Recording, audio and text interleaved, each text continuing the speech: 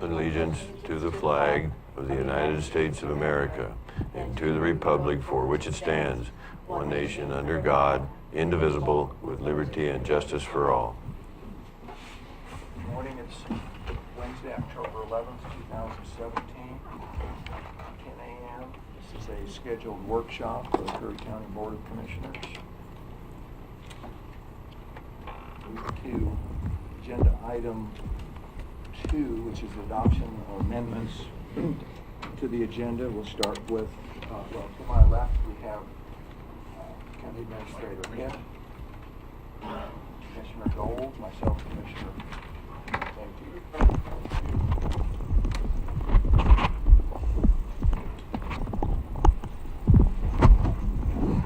To my left, we have Administrator Hitt, Commissioner Gold, myself, Commissioner Huxley. To my right, Commissioner Boyce, County Council Huddle, and then the clerk, Jesuit. So, Administrator Hitt, any amendments? Yes, thank you, Mr. Chairman. A few items, changes of things. One, an error on my part. But first, number 4, status of Brookings Airport. City Manager of Brookings, Gary Milliman, requested to be present during our workshop discussion. He was not able to do so, so he was requesting, so I pass that request on to you, if this could be put off to our next general meeting for discussion only. So that would be one amendment, proposed amendment change. The other is I neglected to make sure you had an AGRS and supporting materials for number 7, Parks, Recreational, and Tourism Opportunities. So if you would prefer not to do that today and postpone that one also, we could do that, or if you're willing to accept it. Jay Trost is here. He does have a presentation for you. But again, my error in neglecting to forward to you the appropriate paperwork. And then one last just personal item. I see Carl King's in the back. I need to attend a Rotary meeting, so I might have to slip out just a few minutes before 12. So if with your permission to do so. Commissioner Boyce? Yeah, in order to accommodate Brookings City Administrator Milliman, I'd be more than happy to postpone until it's a convenient time for him. On number 2, I'm not in favor of continuing or postponing that. And number 3, enjoy Rotary. Oh, thank you. Commissioner Gold? I'm fine with listening to Mr. Trost. Also postponing Gary Milliman presentation. I have one question for Administrator Hitt. You mentioned till the next general meeting or the next workshop? Next general meeting for discussion only. If that's, if I'm just looking at the estimated time. Right. And I dare say it will be quite possibly more than 30 minutes. I think the more appropriate time for what could probably be a standalone meeting would be better for a workshop than a general meeting. Okay, then I'm totally happy with that.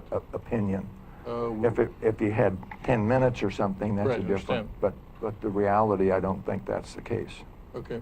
So are the other 2 commissioners okay with that? I'm okay with that. If it's, I didn't realize it was that long. Yeah. Well, I would expect it would be longer. It could easily go that long. Big, thick package. Yes, Correct. yes, it's a pretty thick Commissioner Boyce? group of documents. Either way's quite Okay, so with let's me. do then. I think we say either way, so I think we're all in agreement that we could move that to a workshop Okay. that accommodates Okay. Gary Milliman. Is it all right to discuss a possible date for that workshop so I can inform Mr. Milliman? Does he have an open date that we know of, or? He is open the 25th. Right now, we don't have a workshop scheduled for that day. I know you had commented just in the office that you were hoping that there would be a breather to get caught up. Yeah, so, that's true too. Although I know Mr. Milliman is anxious to see that discussion be done, but you know, it's really your choice. We can go either way as staff. how set are you on having a little breather to get caught up? You know, particularly if the workshop is just perhaps two. I know Commissioner Boyce wants to put one on for a workshop, and then if we just do the airport, so if we only have two, and particularly the airport one, we basically, all the paperwork's done, the AGRS, all that, we would just resubmit that. I think we'd be fine with doing the 25th if that works for the commissioners. That's fine. Yes. Okay, that's for one, or you said one or two? Well, I think Commissioner Boyce also had one that he would like to add for a workshop discussion, correct, Commissioner? One or two, yeah. Yeah, one or two items.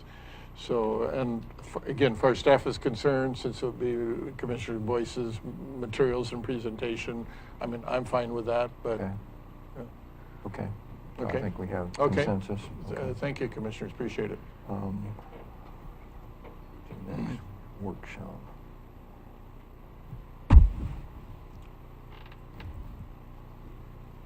And that was October 25th. That would be October 25th. Okay, any other changes? That for me? Mr. Chair. Commissioner Boyce? Workshops, do we have something new, or maybe I've missed it? Just time for commissioners' comments? Well, I didn't put them on this agenda. We certainly can make them part. I don't normally consider commissioner comments as part of a workshop agenda, but we certainly can make it a regular part. I mean, that's your call as the board. I think if we're going to do that, then we should amend the procedure for Right. the policy. Right. Because as So I the say, policy, we that's where I'm have not. confused. The policy, as I recall, doesn't call out one way or the No. other, whether commissioner comments are regularly part of a workshop agenda or not. Well, our meeting's the only opportunity we have to communicate to one another. That's true. I mean, That and is true. and the public in general. And so if that, I mean, is that something we need to do through administrative action, or? No, I don't think so. I think if you want to add it to your agenda today, this is the time to do it. While you adopt your agenda, and then just a general direction to staff to make it a regular part of all meeting agendas. I'm certainly fine with that. Okay. And I would like to do that today. I'll need about 10 minutes at the end of the meeting. Commissioner I'm Gold? fine, that's fine. Okay, anything else? Yes, sir. Commissioner Boyce? No? Okay, let's go to agenda item 3. This is surplus county properties. Administrator Hitt. Thank you, Mr. Chairman, Commissioners. This is a complex subject. And I started to do some research on this last week. I had substantial help on that from Carolyn Johnson as well as Mrs. Starbird. There were a series of, just a little bit further back, I guess a committee, a citizens committee was appointed to look at what was estimated to be 910 parcels owned by the county that were not currently in use, like for road department, parks, or you name it. And that citizens committee looked at those parcels, and then in a series of meetings, some were workshops, some were regular meetings, these various parcels were divided into categories, apparently 4 separate categories.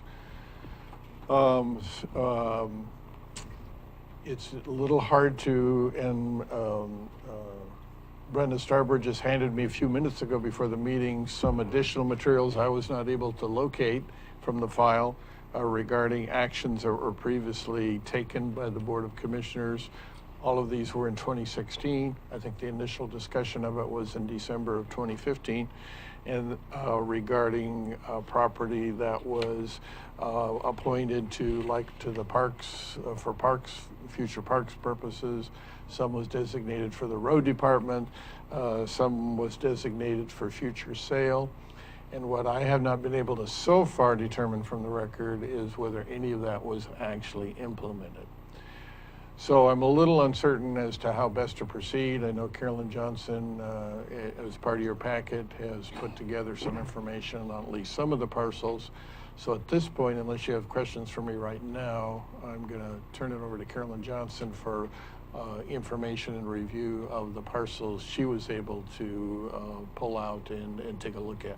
Commissioner Boyce. Commissioner No, I thought I heard you say 900. I think you meant 90. No, 900. No, actually, I think it was, according to the minutes, it says 900. 910. Good job. I mean, I know Yeah. this is quite an issue and It quite is a quite an complex. issue. 900 properties. Yeah, 910. I've seen a I listing think. of 88. I'm sorry, what? I've seen a 2-page listing of small print of 88. Right, and Carolyn Johnson just looked, she didn't try to look at all 910 or dig through the entire record. And again, part of this record I only got handed to me this morning. I was not able to locate it myself. But again, I think what is so far totally uncertain, while we can look and see what the Board of Commissioners decided, for example, and I'll just refer to the one set here, and this is from February 17th of 2016. The board did decide Schmelzer presented the properties for forestry operations with the threat of sudden oak death, tree disease. She suggested they explore revenue possibilities, with Smith taking the lead due to his experience with various agencies. Motion to approve the recommendation from the task force is outlined by Commissioner Smith, second by Commissioner Brown. Motion carried unanimously. So some of this was to reclassify to the road department. Some of it was to reclassify to the parks department. Some of it was something to do, and I'm not exactly sure, some designation for forestry operations. And again, I'm not sure, and that's just a very few of the parcels. I don't know that even the minutes say how many parcels were involved in that particular action. But I'm not sure whether any of that was actually followed up and done. So The great, just to, and then we'll certainly have Carolyn speak, the great majority were the small rectangular parcels Right. in Flores Lake, 25 by right. 100 or so feet long, 125 feet. Right, but hundreds of those Right. alone. So that's where the Right, most of the 900 came up. parcels were in the Flores Lake area. Not all, to be sure, but most of them. And I know Carolyn is, and obviously part of your discussion at our last Come up workshop then, was that. Carolyn. But Carolyn, go ahead.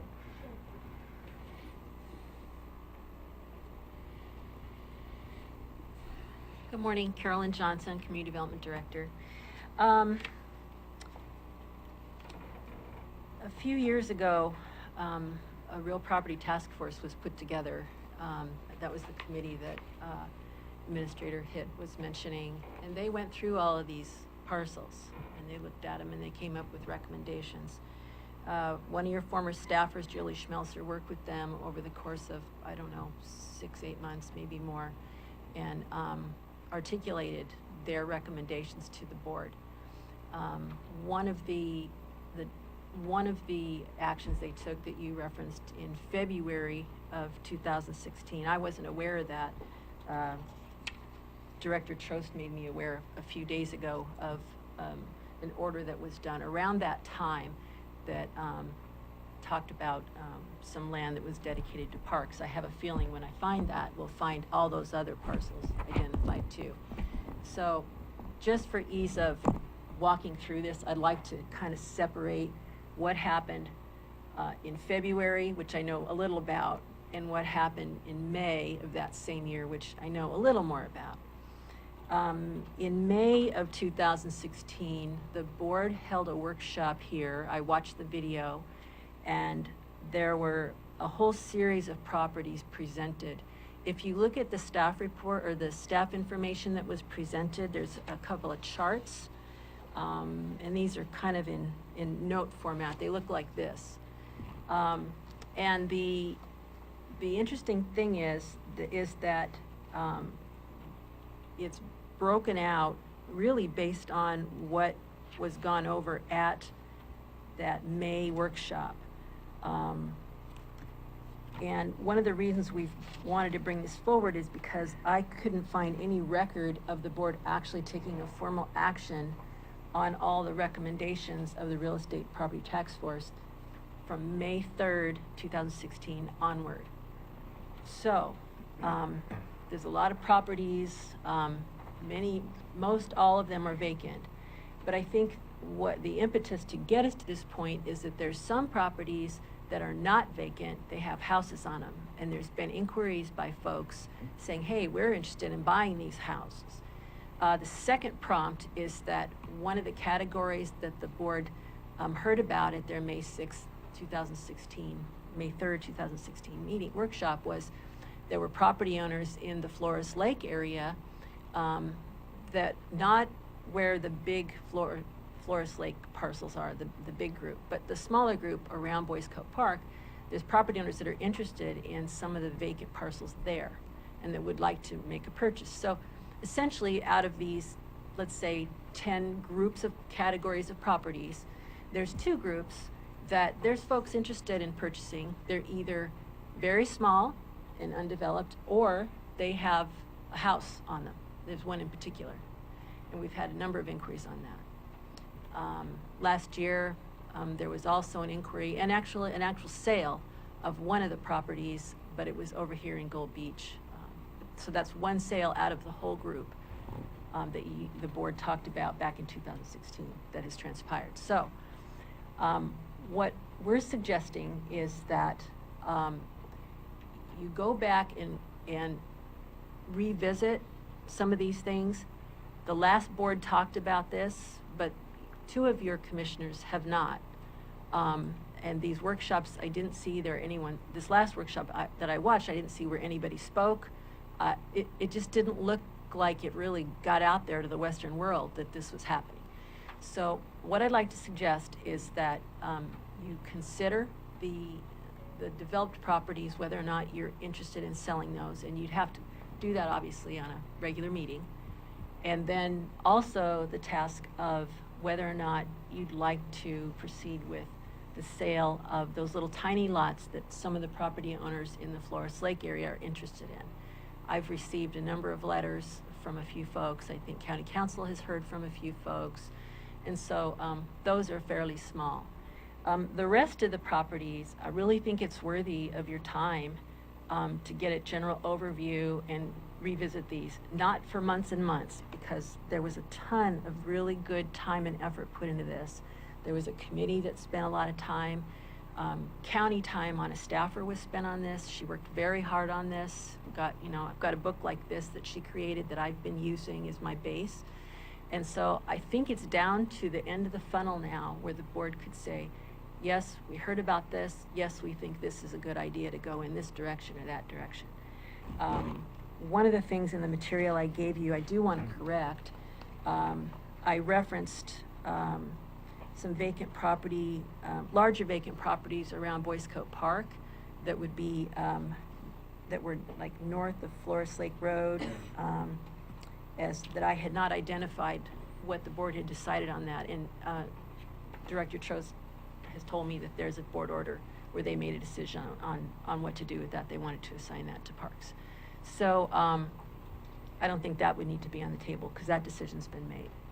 So I think that, and John, were you good with that suggestion? Oh, absolutely, yes. Yes.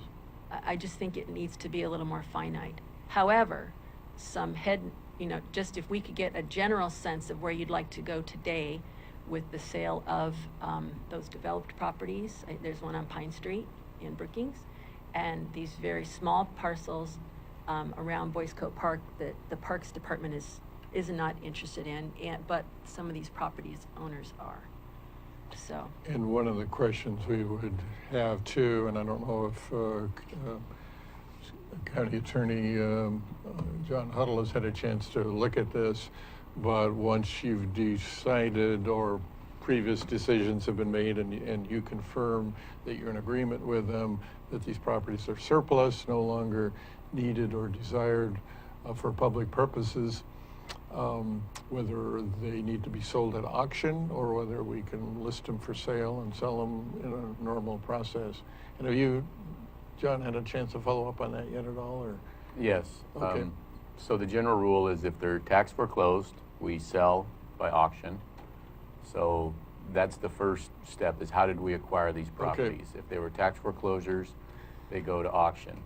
There's a exception to that rule for tax foreclosed properties if in two circumstances, one being if the real market value of the property is below $15,000, and if the shape of the lot is unsuited for construction or placement of a dwelling under applicable zoning ordinances. So that's going to be one of the questions for those lots previously described, the 25 by 100.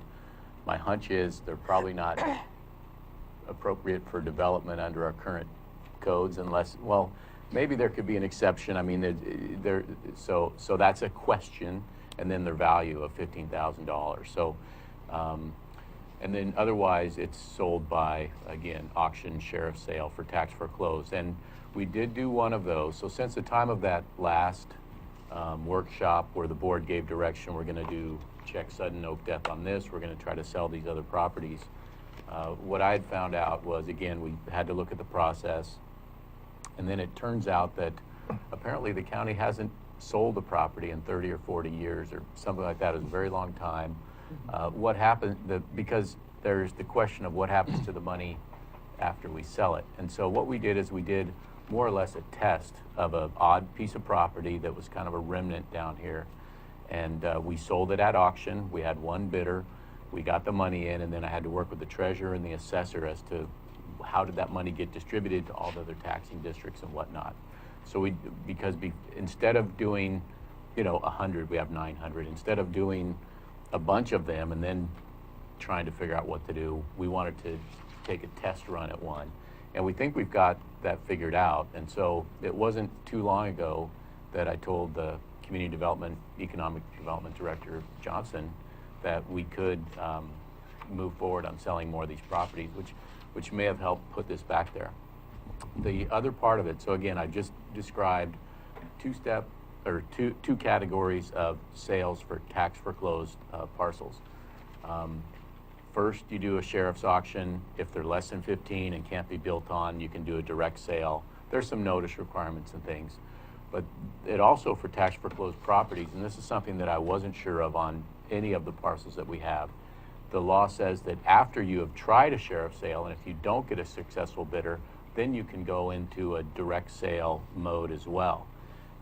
Because I was not able to confirm that we had done a tax foreclosed sale on any of these, I didn't want to assume that. And so, especially hearing some of the anecdotal testimony that we hadn't really done one of these in a long time. So we did the tax foreclosed sheriff's sale on the test piece of property. But once so one thing we could do is just do a sheriff's sale. It's basically an auction on the courthouse steps. We could do one of those for every property. If we don't get the minimum bid as set, you're supposed to set a minimum bid, and I think we'd use the assessor to establish those kind of things. And if you don't get the minimum bid, any properties left over that come out of that without an appropriate bid, we can go into a more direct negotiation. So that's for tax foreclosed properties, which most of these are. Some of our properties we acquired non-tax foreclosure, and there's another process where you can do more direct. And with those, an example is one of the options you can do in a non-tax foreclosed property is what we do with the Blue Building, the thing that we just transferred with Curry Community Health.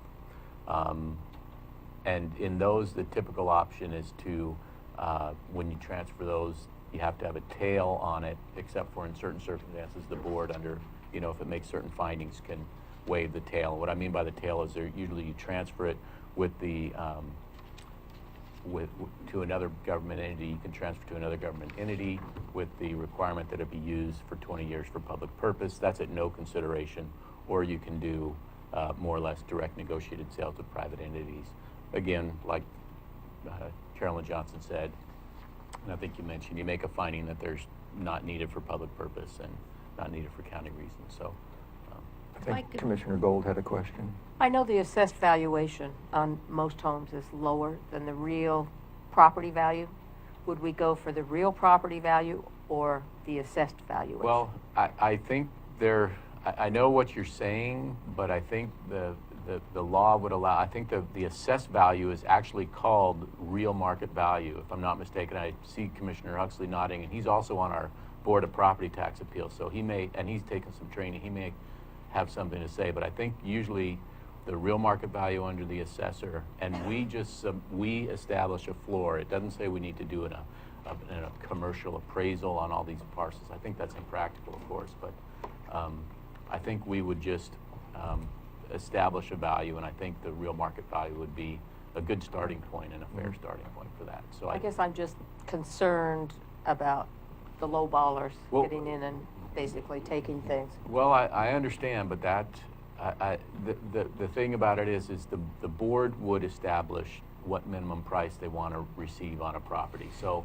if we got to some of these next steps where we were talking about disposing of them, after some analysis between the county administrator, community development director, I can assist, what have you, maybe we would come back to the board to say, these properties we think you should use real market value on, these ones are a little special.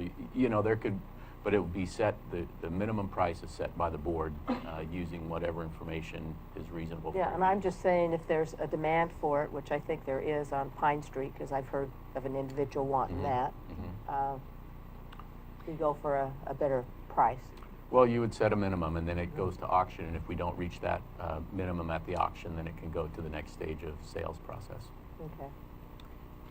If I could, on those developed properties, there's two of them. One's on Pine, the other, I couldn't find an address, but it's off of Hunter Creek Road. The Pine property is under what's called the current exempt value is $187,730, and then they give a $167,210 for the other property. So I kept seeing this current exempt value, for instance, on these small properties around Boys Coat Park 2. 25 of those have less than a $15,000 value, current exempt value. They're small. 19 of them have greater than a $15,000 current exempt value. So I guess I'd have to get an understanding of what current exempt value meant relative to real property value and how you would set that. I was just going to ask that question. So- What's that? But I think Yeah. the other step that we would need to take is we'd have to identify how the property was acquired and create those categories as Council Huddle referenced. So, I would, second your suggestion to revisit, but what was an immense help to me, of course, we have a lot more data here in this document that you put together at this point with property numbers, not by tax lot number, which can at times be easier to find, but. well, actually, they're in there's- there too. Are they at later pages? Yeah. But what helped on the 3 or 4 or 5 categories or presentations was to have the actual maps, which already exist. It's not that we have to Right. create new maps. Oh, you're right. And they would help put things in much better Sure. perspective as far as here's a block, because you'll see for, again, the Flores Lake, you'll see hundreds in these little clusters.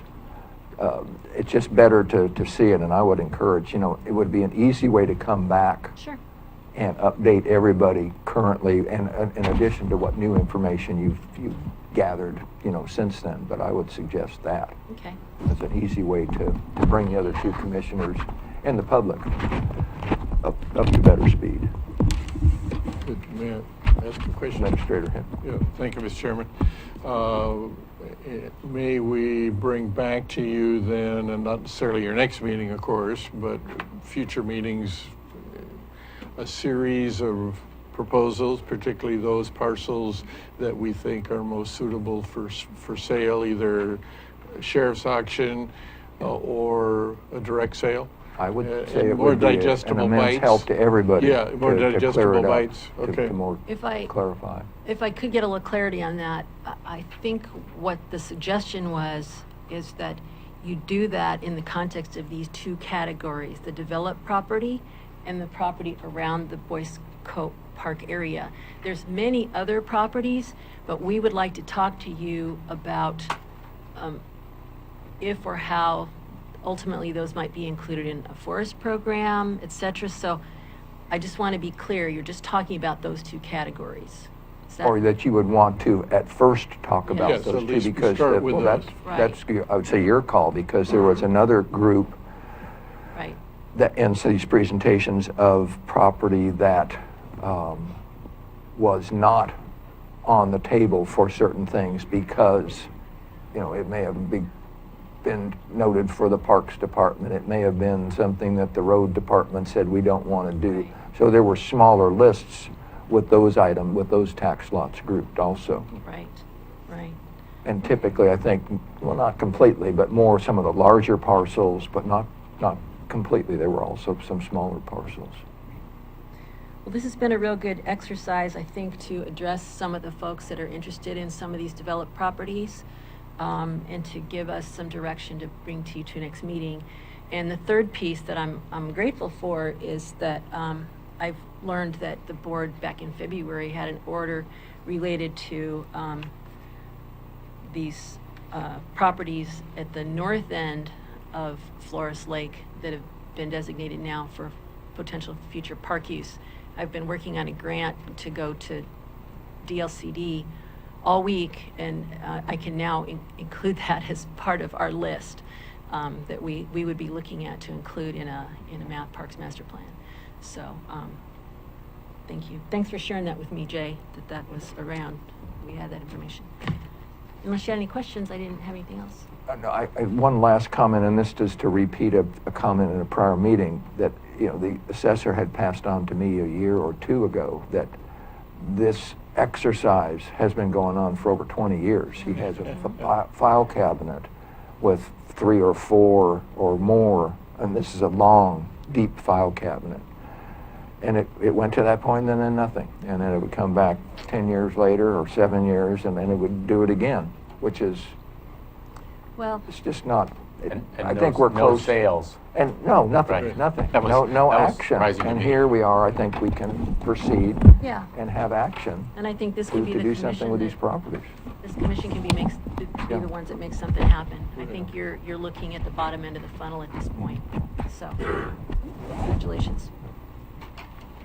Anything else? I didn't know if, John Huddle, anything you wanted to add, or Brenda, anything you had? I want to thank both of them as well as Carolyn Johnson for really helping dig through some of this stuff. There was one thing in the statutes, and it was just a question I had when looking at the map on the Flores Lake. It's a statute that it says if the county has acquired for taxes, and I think this is what happened up in the Flores Lake development, it says not less than 90% of the number of the lots in a subdivision or plat. Then if it considers it wise to do so, the governing body of the county by order can purchase the remaining 10% and then vacate the entire plat and sell the one large piece of property. I don't know the numbers on what's out there at Flores Lake, but I know we own, you mentioned looking at a map. When you look at the map, a lot. I don't know if it's 90%, but if it is, the board could have the option of acquiring the little holdout pieces of property and then taking that whole giant parcel and marketing it. So it's just an option. Now, would that be on that? Because I remember in conversations, you know, that some of those owners who have owned those for decades or in families or trusts, for whatever reason, chose decades ago not to sell. So when we say, could we take those, are we talking about physically, if they're still not interested, eminent domain or something like that? I think eminent domain is something that a local government always has at its disposal. But what this says is, if it considers it wise to do so, the governing body of the county shall, by order duly made and entered, authorize the purchase of such remaining lots from the owners, or may exchange for the lots other tax lots owned by the county. So it says authorized by purchase. Now, that may mean voluntarily and not use of eminent domain. Like I said, this is something that I just wanted to point out. I haven't done a lot of analysis on it. I haven't looked at whether there's even 90% of the lots owned by us in that subdivision. But I just wanted to make sure the board was aware of it, and when Administrator Hitt asked if I had anything to add. But it again, whether the board considers that even a wise option if we qualify for the 90% ownership, and I haven't haven't crunched the numbers there. We may not even qualify, but I think it's worth at least looking at. I would bet that we do, but I again, would it's- bet we I would do as bet, well. but, and I would Yeah. hope that, Yep. you know, we wouldn't. Right, well, we would again, it's, purchase it voluntarily. right, it's a not. board option, and it does Without- say purchase, it doesn't say, you know, acquired by eminent Yeah. domain, because even though in eminent domain, there's a legally required Yeah. exchange of value, I don't think those are always considered a purchase. And Okay. this uses the word purchase, Good. so it Okay. may have more of a voluntary versus eminent domains often perceived as involuntary, so. And So- if I could on that note, and that's related to the large number of parcels, right? Correct. I'll get that ORS from Commissioner Huddle and whatever other information. Council. Or council, okay. Not That's a right, commissioner. sorry, Council Multi- Huddle. Because multitasker. That's They'll never not, be calling me counsel. that's kind of a new twist on an option that was not discussed at the community workshop on Mhm. Flores Lake. And I would want to make sure that I was very clear of, okay, here is another option to look at, so the community would be made aware. So, when we come back on Flores Lake, we could bring you more information on that. Right. Yep. So you'll, at a time to be determined Yes. by Yes. you and how Yes. this progresses, you will come back? Yes, Okay, that's our plan. Thank you, Mr. Chairman. okay. Mr. Chairman, if I may as Yes. well, were you prepared to move on to the next? Correct, but go, if you have something. No, I don't have anything more to add. I neglected when you were adopting the agenda. I see Mr. Tony Bowdy back there. I promised him I would move because he has some folks here with him that need to attend a meeting in Port Orford. If number 8, the Veterans Office moves, since we're not doing the status of Brookings Airport, number 4, could we slide in number 8 in its place? And again, I apologize for not bringing that to your attention on a timely basis. Are the other two commissioners okay with that? Certainly. I'm fine with that, and how about also putting Director Trost up in there also, simply because then they can get back to their work instead of sitting That would be fine by me. through the Okay, so meeting? let's move, it's 10:37, so we're gonna move item 8 up now to follow 3. We're deferred number 4, Correct.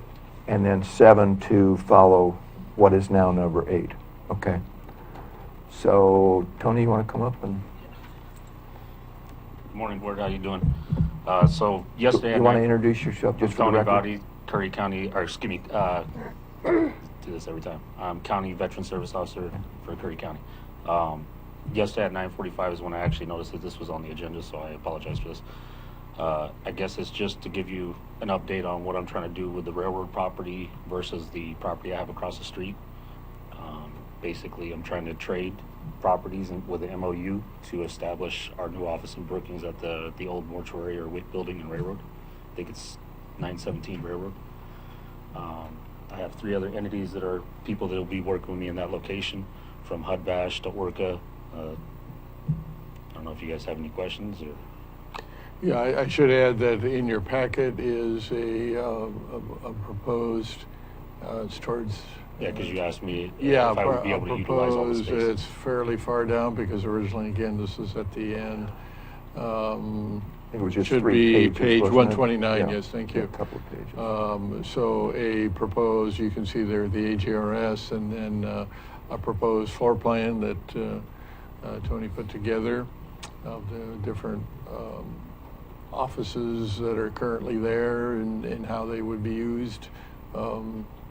So basically, this is just FYI for you as commissioners at this time. Obviously, the building actually hasn't transferred ownership yet, although it probably will in the course of the next, within a week, I'm Few days. pretty confident, next few days, likely. So obviously, we didn't want to proceed with anything without just, giving you as commissioners the opportunity to see what was being proposed and to make comments, ask questions, and if you wish to have it brought back for a formal approval, we can do that as well. But Yeah, and unfortunately, next week, me and my assistant Catherine will be in Florence for our state training. So that's why it was kind of nice that this was brought up, so that if you guys make some decision next week, you can either call me via the county cell phone and I can talk to you, or the following week. But I don't know if you need me for anything. Or we could do that through county administrator, Right. probably, and him. Yes, if Confirming you with guys you, are sure, okay with sure. letting Yeah, Mr. Rowdy and I work that out. Basically, the whole thought of this office was back when one of my other liaisons was here, we had talked about getting an office together that was a one-stop shop. Because currently veterans have to go to 3 or 4 different offices for different services. So if we can put them all under one roof, it makes it a lot easier for that veteran to struggle. Commissioner Boyce? You have good parking there, correct? In the back, there's a big parking lot. In the front, there's 2 handicaps. Okay. And all of your space is spoken for, Yeah. correct? There's more space that we could squeeze multiple people into, hopefully. Because there's other services that I've actually inquired on what could they do to come in. So, And they would pay you reasonable rent, or you not would? me, the county. The county, Yeah. okay. They would have to negotiate that with you guys. I'm just trying to establish if I can get the building, and then they can come negotiate with you guys. Great.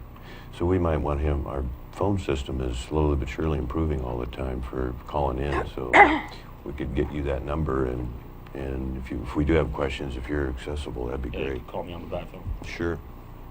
Thanks, Mr. Valley. So Thank you. then the plan, and this is for Administrator Hitt, is to put this on the agenda for the next general meeting? Or not?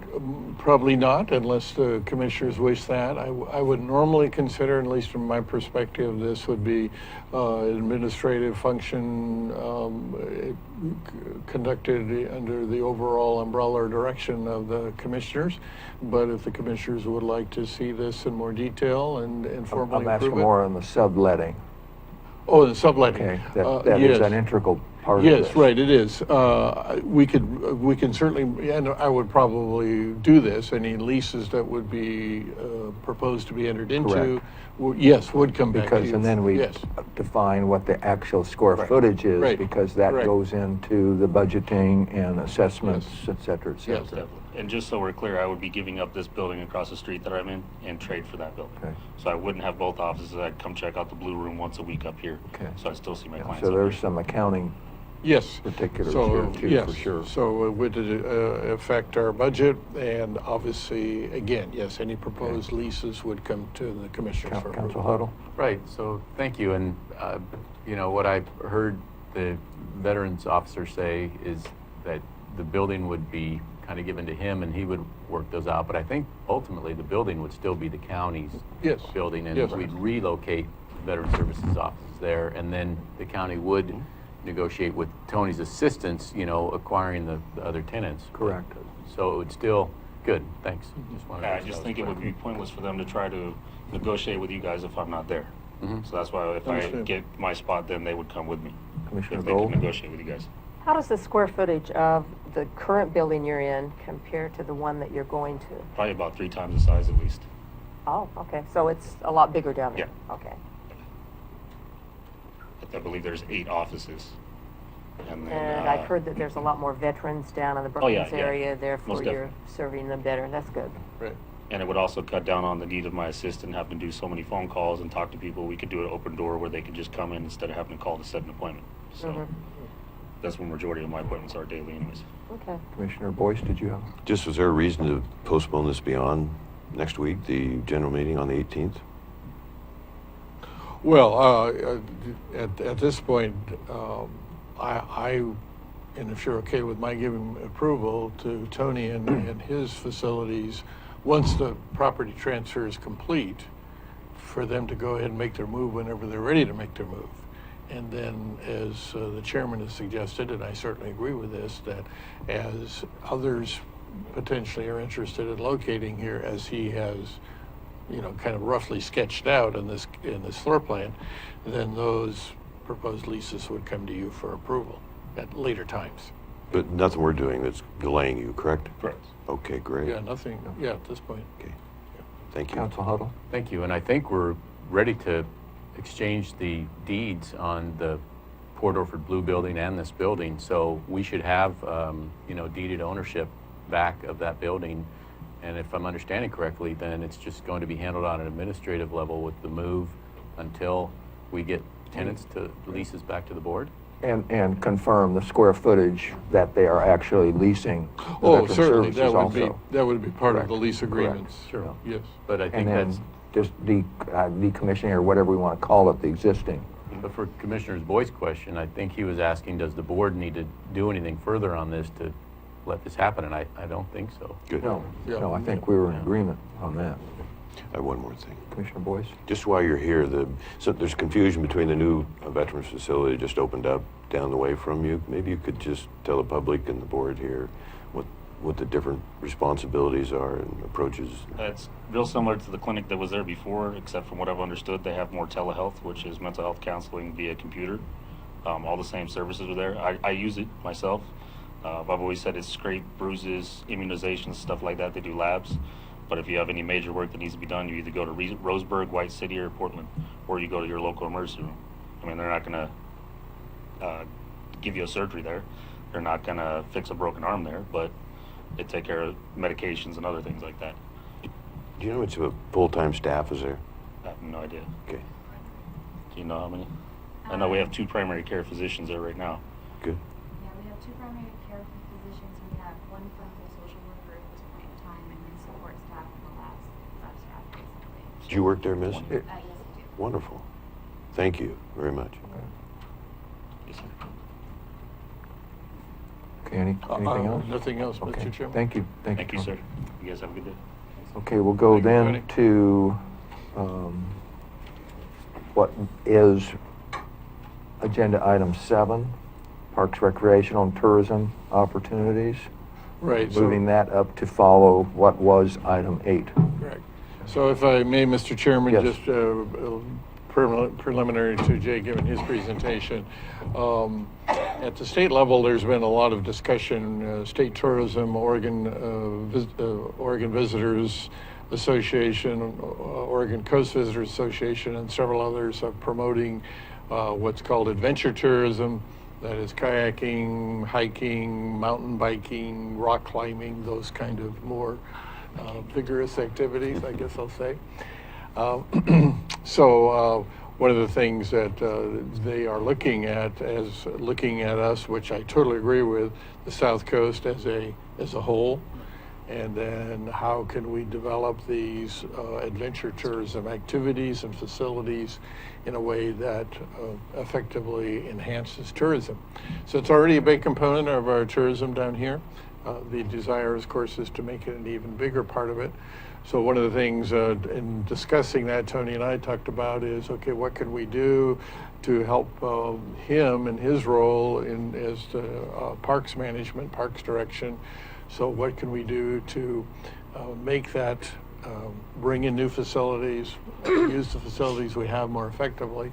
And so we talked about several proposals, and also in conjunction with Carolyn Johnson, perhaps working on our parks plan. We're putting together a parks plan, putting together a group that can help us make that work.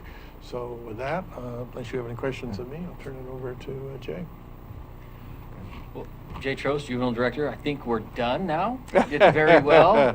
Well, you're gonna give lot all the great details. Lot to take in there. Yeah. No, and I think what Administrator Hitt would, was really we're going to drive home is it's an exciting time in this field. Recreational tourism is, I think, at all-time highs, and there's just a ton of opportunity. Obviously, we live in a very tourist-centric location, and we have some opportunities to kind of capitalize on that. And I just want to hit some key areas and some of the stuff that spurred the conversation. So we're continually working to grow and adapt and meet the needs of the park users while developing new recreational opportunities to promote tourism. Boyce Cope it's our greatest revenue generator. It is, it's our bread and butter. It sees close to 10 to 15,000 users a year. We're at about 8,000 vehicles that come through there. And so the opportunity that it presents is very robust, and there's some opportunities to capitalize on enhancing that, growing that.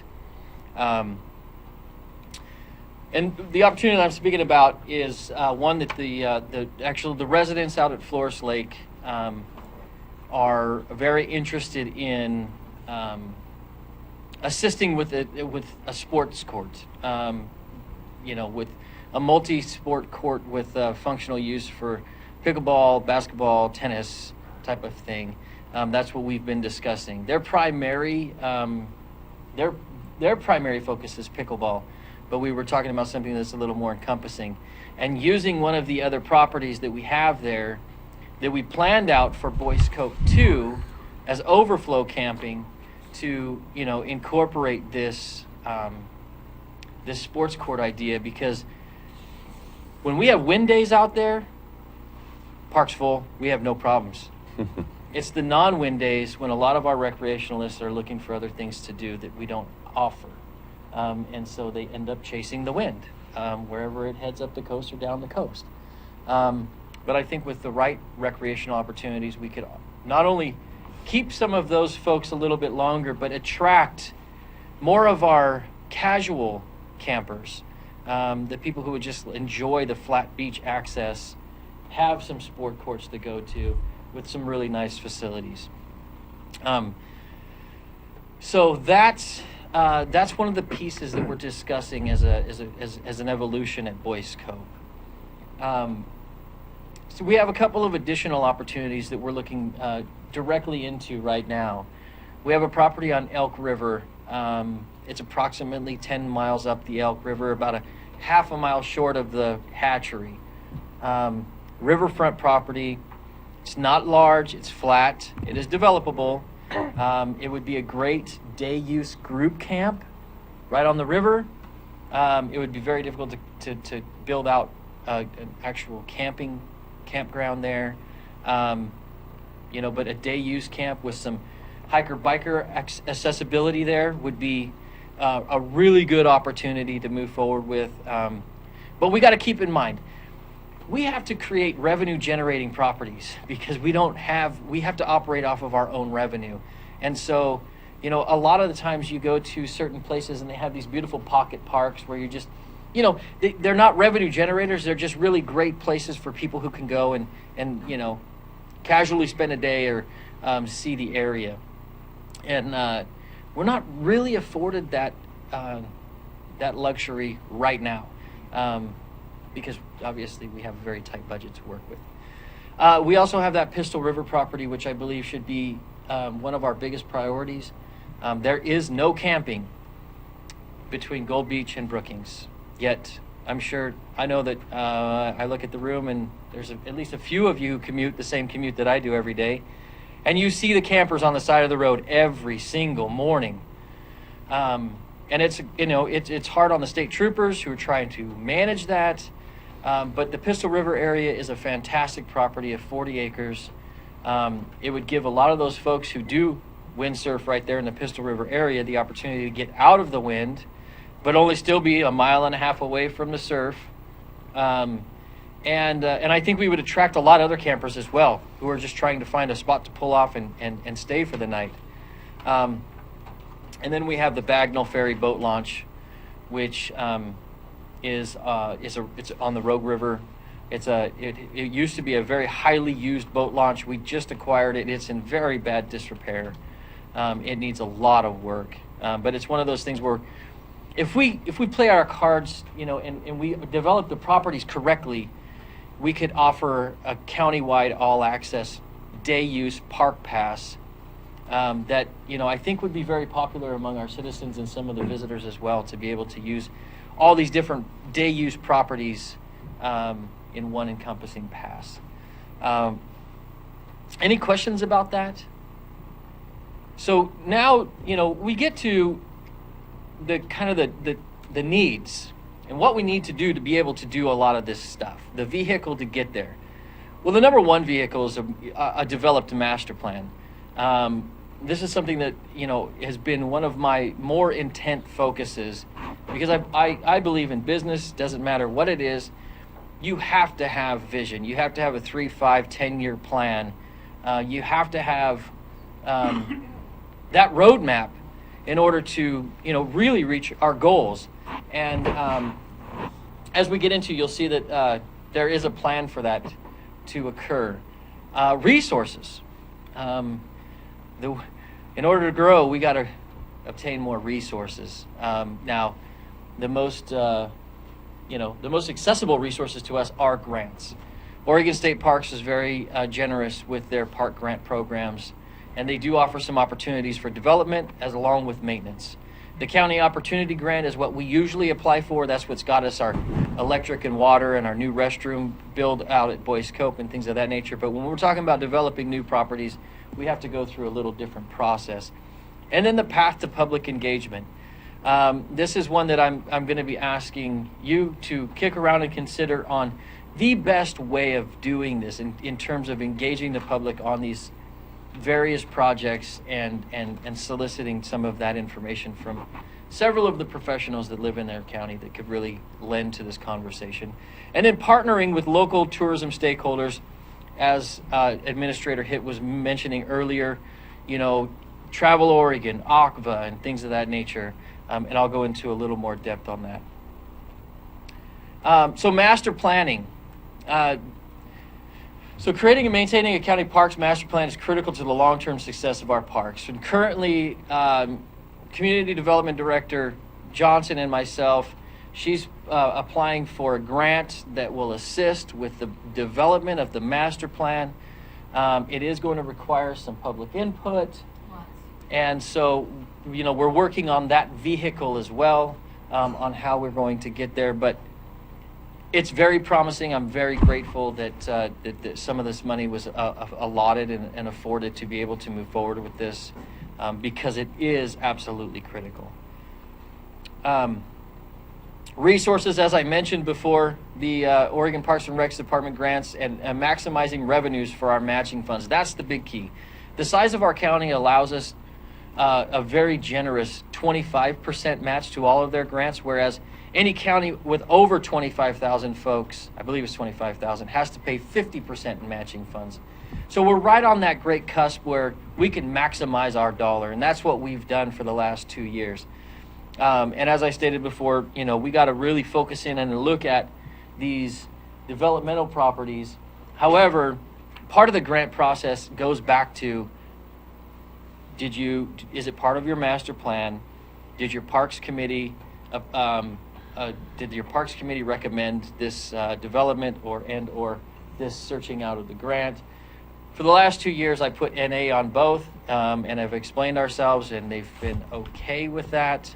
But I've yet to apply for a developmental grant, so that may be a whole new process that they may want some more information on. And then, so meeting the need for public engagement. It's critical that we engage the public on these matters, and the path to do so is the direction that I need from this board. And so the option that I see it are as this. We continue as we currently are with public engagement, using the BOC meetings as that vehicle. I come to this group, we publicly notice, we have people come and provide input, and that is our vehicle to public engagement. That's what we've currently been doing. That's one of our options. Appointing a Parks Committee or appointing a Parks Commission. Now, my understanding after having some discussion with Council Huddle on this is we can do Parks Committees and make them very task-oriented with basically, they complete a task and then they're disbanded. Whereas if we go with the Parks Commission, we're looking at something long-term. For instance, I'm a park commissioner in Brookings. One of the park commissioners in Brookings has been on that commission for, I think, 20 years. But they've been essential in building the gardens at Azalea and, the whole bit. And they've seen a lot of things through different directors as well. So, there's benefits in going either way. A Parks Commission can appoint a Parks Committee to handle certain tasks, or propose that a committee is formed to the Board of Commissioners for those tasks. So those are just some of the things that I'd like this board to consider in terms of what is the best vehicle for our path of engagement for the public on growing these properties. And then, partnering with our stakeholders. Adventure tourism is one of the greatest avenues to be explored and promoted by organizations such as Travel Oregon and ACVA. I went on both sites yesterday. I have asked that, gave them information to add some of our county park information onto their website so we can get established there. They do a lot of great things. If you guys aren't aware, ACVA is the organization that we worked very hard with on that grant that is putting in the trails along Humbug with the 12, 17 to 25-year-old youth. That was a great grant that we were able to help the city secure. We helped write that, and it's going to be a fantastic piece of that Pacific Coast Trail that they're going to build out, which I think is going to obviously help impact our overall tourism, because that's a huge driver in our county, is that trail. And then, Coos Bay elected to take that same grant that they were awarded, and they used it to build out a mountain bike kind of a facility, a tourist destination for mountain bikers, which they're expecting some huge things from. One thing that we can start promoting a bit is the Mountain Bike Association has kind of taken on an agreement with us at Lobster Creek, and they've been doing a ton of trail building, and it is really becoming a very good mountain bike trail system at Lobster Creek. And there's cabins to stay at. So we have some things that we can start investing into our marketing and advertising campaigns with these different organizations that we really need to partner with. So in summary, we have a wonderful opportunity to enhance and further our parks and provide robust menu of recreational and camping opportunities. The big needs right now is master planning, resources, public engagement, and partnerships. And so that's the focus. What I'm looking for is a little feedback from this board on the path to public engagement, on what you'd like to see the Parks Committee establish there. And we will continue to come back and report on our progress with the master plan, the grant procedure with Director Johnson, working to obtain new resources. Obviously, I'll come back when we have grant proposals that want to get approved. But this is a real opportunity, I believe, that we need to capture at this time. And we can't wait much longer. I mean, we can wait, but obviously it just puts us backwards. And the sooner we get there, I think the sooner we're going to start seeing some revenues come in. Commissioner Gold? I just have one question. If we were to pass a bed tax, could some of that money coming to the county go towards these projects? I believe so, yeah. Okay.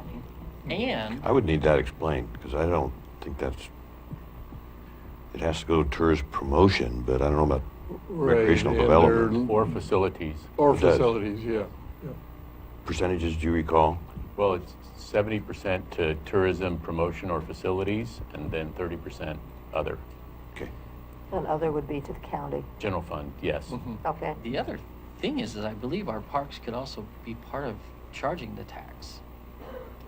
They can be, Yeah. yeah, they can be, yes. And so Yep. when we're talking, Many parks we do. have thousands and thousands and thousands of guests every year. That could help generate some funds. Well, and also help build up your facilities and your new developments. Yes. Just, I thank you for the clarification to Council Huddle between a Curry Parks Commission and a Curry Parks Committee. And of course, I think that's probably the easiest and wisest thing we can do. And yeah, I'm with you. A little urgency on that I think would be smart. And yeah, And make no promoted that. mistake, I don't mind using this as our path to public engagement. I just want to see what you feel is the most efficient way of moving that forward. Encourage you to get that on the educational channel, if you haven't already. No, Reach out. I will. Okay. Yeah, yeah. Any other questions? Okay. Mr. Hick, did you have any final Yeah, thank you, Mr. comments or Chairman. suggestions or Yeah. recommendations with the options? Yes, thank you. Mr. Chairman, Commissioners, many of the granting opportunities that are out there, from Oregon Parks, Oregon Tourism, and even private sector grantors, they expect to see a master plan, a professionally developed, fully thought through, fully publicly vetted, and of course approved by you as commissioners master plan. And then once that is done, the granting opportunities substantially broaden and substantially deepen, i.e. more funding available. So Carolyn Johnson has found a grant that can get us started in developing a Parks Master Plan, and that's due Friday. So staff, we don't need board approval, at least preliminarily, correct? Why don't you come up, Carolyn, and just give us a quick snapshot of that grant? Sure. The grant is to the Department of Conservation and Development. Land Conservation Development. Yeah, DLCD. And it's a technical assistance grant, and the number one priority for handing out funds for this grant is that you show that you can expand the economic development potential for your, that you can expand economic development potential for your agency.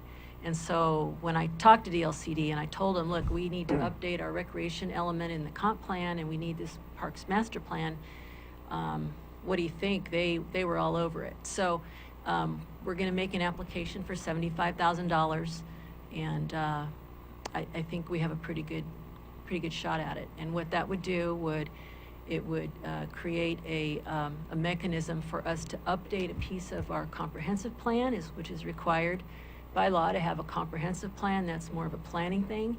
And then it would enable us to put together this Parks Master Plan as an implementation tool. And the trick is to tie this to kind of a planning concept. It doesn't really matter. If you get to that master plan and you get it done, that would be great. So it outlines, the application outlines how we're going to engage the public, how this could all happen, how much we need, what we'll use it for, why we need it. We got a lot of good information from ACVA and Wild Rivers Coast Alliance on the marketing that's already been done to show this. I think Jay made a really good point that we would have all kinds of folks coming, but in this grant, I mean, I have to prove that out. I have to say, yeah, somebody studied this and this is what they found. And I think we can do that. So I'd just like to support Jay in his efforts when we get down to that point where we do the Parks Master Plan. But I think we have a pretty good shot at this grant. Good. So at some point, Mr. Chairman, we would come back to you with your approval of the grant proposal or accepting the grant, and then also appointing a public group, committee, commission, call it what we will. I'm not sure at this point, but obviously coming to you for that public engagement piece of it, which is an essential piece, and getting those individuals involved that can help shepherd this process through with a broad community support, and then also be effective as you see fit, effectively perhaps to continue to be involved in seeing that Parks Master Plan implemented. Because obviously not much point in developing a Parks Master Plan if we don't have some mechanisms or tools to see it happen. So that's kind of what I would recommend to you, Mr. Chairman, and your fellow commissioners. Any further comments or? I would just say it's kind of like your structure. You have to have a plan to get the structure, and it seems to me that this hasn't happened in the past, and so we haven't been able to move forward. And if we do get this plan in place, we'll be able to move forward probably more quickly and accomplish more. So I think it's a good thing. Okay, That's all I have, Mr. Chairman. thank you. Thank you. And we'll go and move to back to what is agenda item 5, and report on tax policies in other counties, cities, and it'll be Administrator Kent. Yeah, thank you. You have there on your at your place setting there a packet that looks like this a chart. So at a prior meeting, we talked about possibility of looking at or getting a group of citizens involved at perhaps looking at what other areas of the state, cities, counties are doing in the way of perhaps enhancing revenues. And so you delegated to me the task of, okay, what are some of the other folks doing out there? How did they do it? What are the results of what they've done? With the idea then that you may wish to see in your agenda a future, or may wish to see at a future meeting agenda, regular meeting agenda, of course, a proposal to appoint a task force committee, whatever we want to call it, to look at some of these options in more detail than obviously I've done here so far, and then make a recommendation back to you. Again, with the idea that potentially, something could be put on the ballot for a March election. You'd have to make a decision by, I think it's January 11th, in order to make a March ballot, with the idea that if the voters were to approve something, then obviously that would be still in time to include it in our budget process. So with that background, what I did is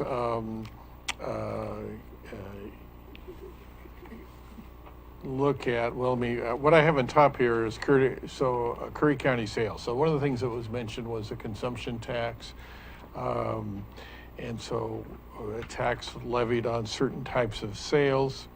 So here are various, like how much apparel, how much does the average household in Curry County spend on apparel in a year? Well, the answer is approximately $1,600.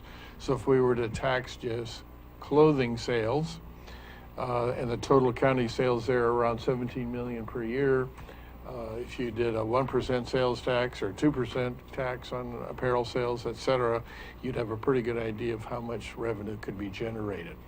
Now, I have an example down there. If we were to tax, if it were to propose to tax all of these at 2% a year, all of that are on this sheet: apparel, recreational equipment, video equipment, food and beverage away from home, household equipment, supplies, appliance, personal care, publication, tobacco products. That's a total of $8,300 for the average Curry County household. If we were to tax at 2%, that would cost them $166 a year. Total sales, $89 million at 2% would generate roughly $1.78 million per year in tax revenues. The next sheet is a further breakdown of all the different categories of sales. You can see you got furniture, you got tire dealers, you got new car dealers, used car dealers, convenience stores, on down the list. So it's, if you wanted to know how much a consumption tax could generate on these various areas, or the grand total there, which is $764 million on the next page, that'll give you an idea. Now, in particular, as we work through this packet, I took a look at the city of Ashland, population 21,000. There you can see a copy or a snapshot from their budget. Revenues from food, which is at 5%. They tax only food and beverage, and we'll talk more about that in a minute. Are we talking restaurants? Yes, and we'll get more into that in a minute. Okay. Food and beverages, $5.5 million a year. They also have a transient occupancy tax, hotel motel tax, which generates for them $5.2 million per year. That's just an example from the city of Ashland. So more details. You can see this is from the city of Ashland. This is their food and beverage tax return, how they do it. What's actually submitted then by the business owners. And then the next one is transient occupancy tax. That's input or handled by the people that own those facilities.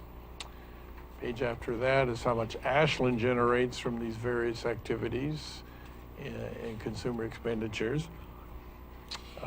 And then the next is the actual, from the Ashland City Code, food and beverage tax. And it's a 5% tax. And if you turn over to the next page, section 4.3, 4.020 says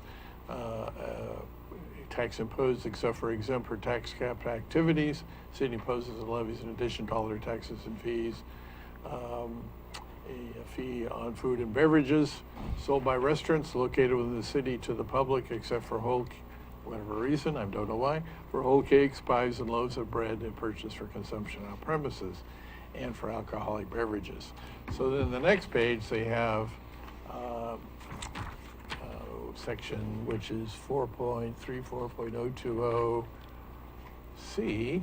The taxes collected by the city shall be used as follows. 25% shall be paid into parks account. So Jay Trost would love that. The city may retain up to 2% for administration, part 2 there. 3, the following amounts for fiscal years 17 through 22 must be paid for the wastewater treatment plant debt and wastewater capital improvement. And you see there the various fiscal years up through 2022 of how much money is going to be reserved to pay for our wastewater treatment plant. Part 4, any taxes collected by the city in this chapter not used as described shall be used for street maintenance and reconstruction. And I think this actually sunsets, I think, in 2025. It was renewed in 2009, initially passed approximately 20 years ago. And it says under 5D, it says any remaining amounts shall be appropriated for purposes consistent with this chapter. Other purposes are approved only by council, adopted ordinances, and a vote of the people.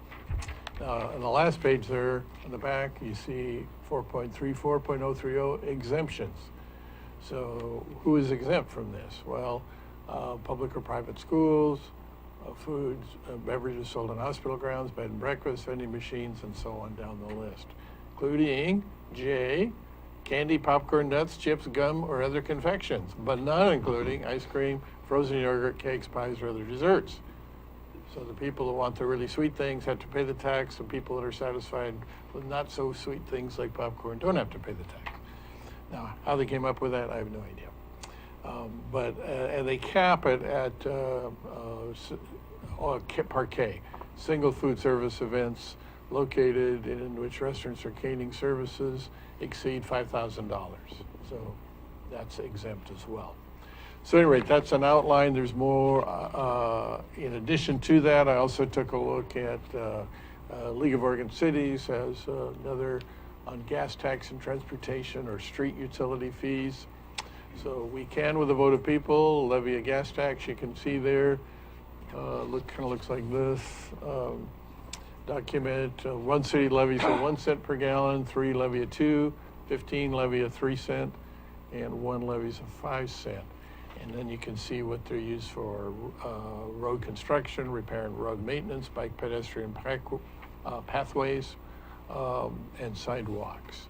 And then following that, on the back page of that is the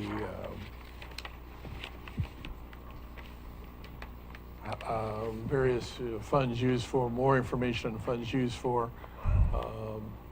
So the number of cities using that. And then Appendix 1, list of variety of cities, the cents per gallon that they levy. For example, the top of that section, Astoria levies a 3 cent per gallon, generates $200,000 in revenue, at least in 13-14. They use that for construction, for repair, maintenance, preservation. They don't use any for bike or pedestrian pathways or sidewalks. You see on down the list of the various cities that, and the amount of gas tax they imposed and how much they collect.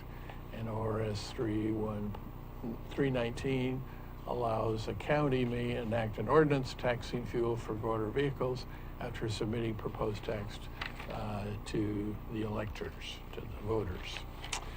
So that's kind of in a broad brush.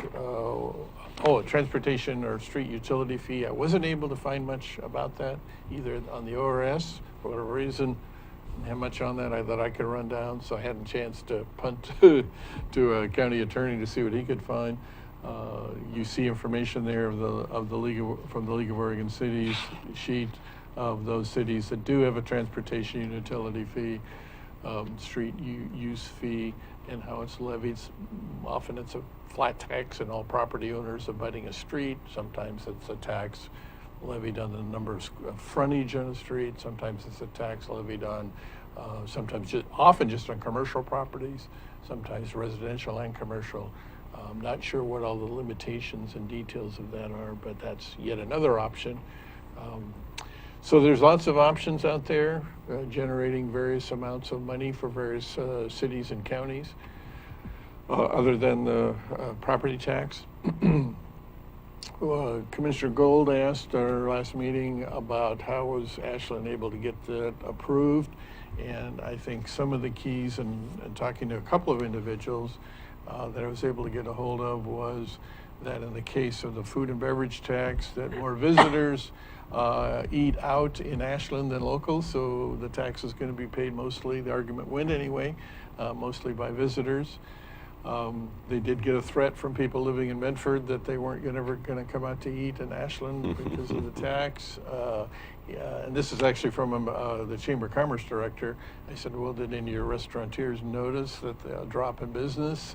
And he said, no, none of his, at least that were members of the Chamber of Commerce, reported any problems. I asked him what problems did they complain about. A few, he said, complain about the actual process work of collection. You'll notice from the Ashland forms they actually get paid for collecting, but probably the perception is they don't get paid enough. And so another selling point he felt was that they dedicated the funds, 25% for parks and another clearly defined amount to pay for the sewer treatment plant, wastewater treatment plant. So he felt that that was another selling point, that these, only a relatively small percent, 2%, was going to come back for general fund purposes. The rest of the money was allocated. Once that money, for example, had been collected to pay off the sewer plant debt, then the tax, that portion of the tax at least would go away. And again, it had a clearly defined sunset date, I think, and I didn't go back and double check this, but I think it was 2025. So he felt all of those were factors, at least a couple of people I talked to were factors in their success in getting it passed by the voters. I asked how close was the vote, and neither of the individuals I talked to could recall exactly the vote. I could have looked it up, I guess I didn't, Jackson County website, but their recollection was that the vote was, while somewhat close, wasn't real close. That it passed at least, if not comfortably at least, it wasn't a paper-thin margin of victory. So that's kind of in a nutshell of kind of some of the many options that are out there. And didn't know where you as commissioners wanted to proceed at this point, or of course, entertain any questions as well. Commissioner Boyce? Well, it's excellent work. Thank you. You know, it's interesting that Ashland has 21,000 people, and that's pretty close to our population. I'm not saying it's a great idea. My wife has a home in Ashland, and so she knows a lot of the people, restaurants. It's very tourism oriented, and a college town, obviously. But the revenue does not come from property taxes, except for the people that might eat out during those portions. But you, kind of to your point, you never hear people complaining that they're paying that. And from the tourism aspect, it's just a great funding source, and it apparently is not, at least there's not any resistance to from the tourists saying, well, you know, we're not going to pay that restaurant tax. And I grinned a little bit when you mentioned Medford. I don't think that has been an aspect either. So, yeah. So, very good work. Commissioner Gold? I was just looking at the first page here, and when you talk about food and beverage away from home, we're talking restaurants? Talking restaurants, in the case of Ashland, let's see here, they kind of call that out under 4.34.020. All food and beverages sold by restaurants located within the city to the public, and then again, with the exception of whole cakes, pies, etc. All food and beverages sold by a caterer for an event located within the city except alcoholic beverages. Salads from salad bar, dispense soft drinks and coffee, sandwiches or hot prepared foods. any other food mixed, cooked, or processed on the premises in form or quantity for immediate consumption, whether or not it is actually consumed within the confines of the premises. So we're talking delis, like Yes, stores? yes, yeah. Okay. Yeah, or like a fast food store that sometimes you can go and buy a hamburger or whatever. I guess my We're not- concern is, if we're going to do a consumption tax, I don't want it, I want it to be based on wants instead of needs. I don't know whether you understand what I'm saying, but most of the time, if people go out to a restaurant, that's not a need, that's usually a want. And so I don't want the families that, you know, can't afford, like, taxes on food, etc. I don't want them to be penalized, and I don't want the property owners to be penalized. But if tourists coming in, generally they eat at restaurants. Bed tax, I just expect that when I go to a motel. I've never been to a motel where you don't have a bed tax. Me either.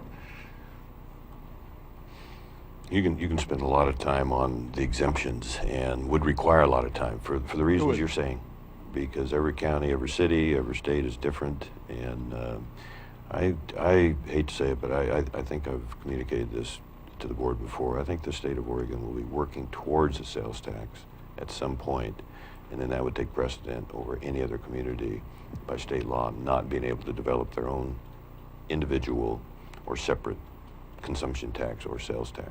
But I agree with you. You have to just kind of spend a lot of hard working hours determining what's best for your county in what would be required for good exemptions, and you know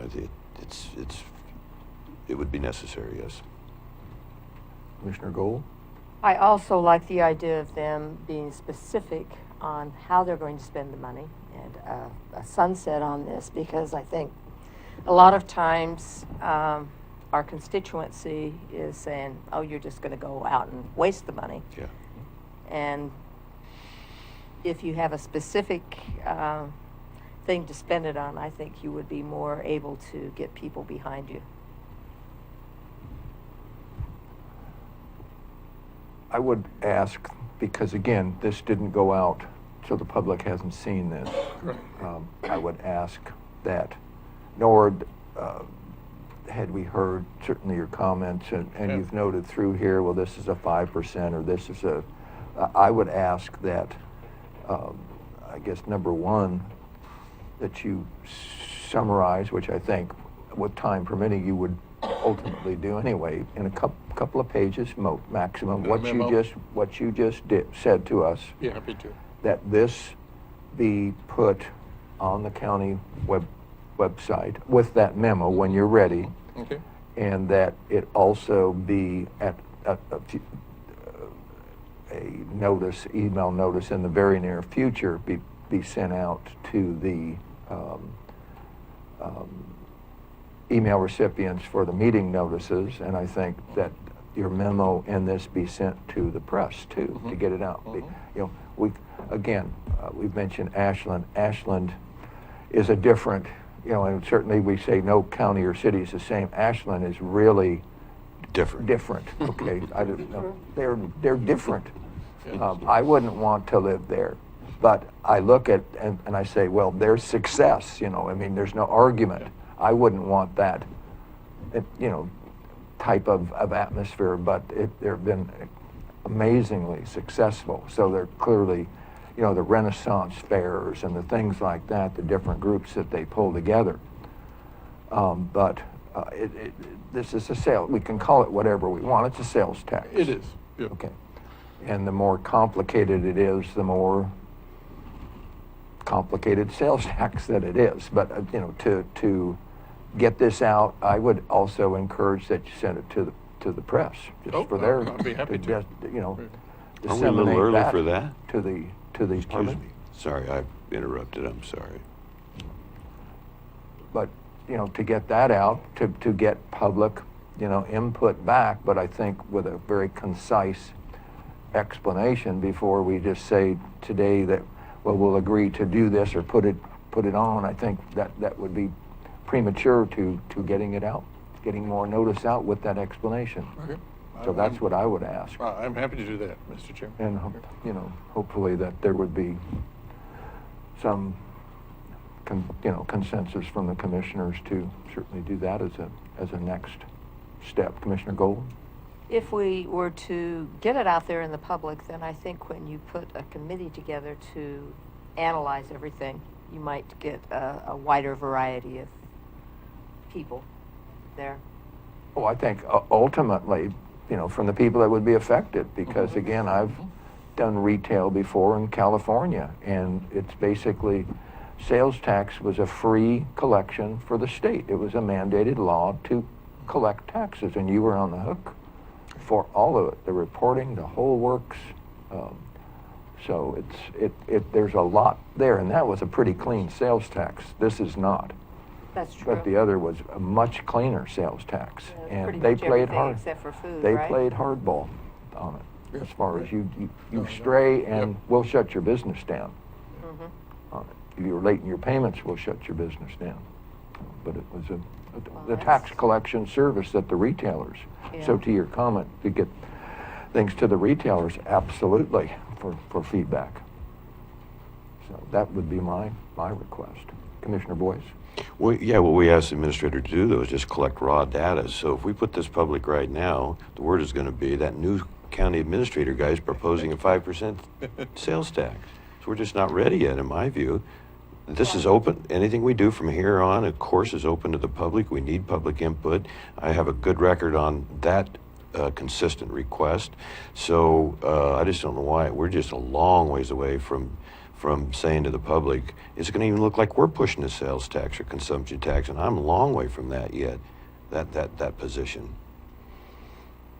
I'm I a think little it's probably the way you coach your words. If you say you're investigating And possibilities. you put that out there, we will lose an opportunity, in my view, to give a very clean, per your recommendation or concern, a very clean plan, if in fact we even get there. I just think this will put the people in an uproar, at least has that potential, in my opinion. I would have hoped that this would have been in the packet today, which I'm assuming you didn't have enough time That's to do correct. that. Right. Or it would have been. That's correct. If you want to put it on the county website as a very, very preliminary raw data deal, I'm not opposed to that. But with an explanation, to I- have you put this on the site. Would be without meaningless. any, it would be, Right. what is all this about? Right. You know, No, that's I the will reason I definitely mentioned write with a memo Right, a cover explaining memo what explaining. you did here. Right, I'll send Yeah. the memo to all of you first. And It's just an explanation. It's not you need to do this, and this is what I'm proposing. Oh, yeah. That's not what, I didn't take that. No, it's an This is at all. investigation. Right, that's all it is. But I think the sooner it's out in that format, the better, versus, the public to come back and say, hey, I heard you did something at a meeting. Yeah, it was a public meeting. What was it? Right.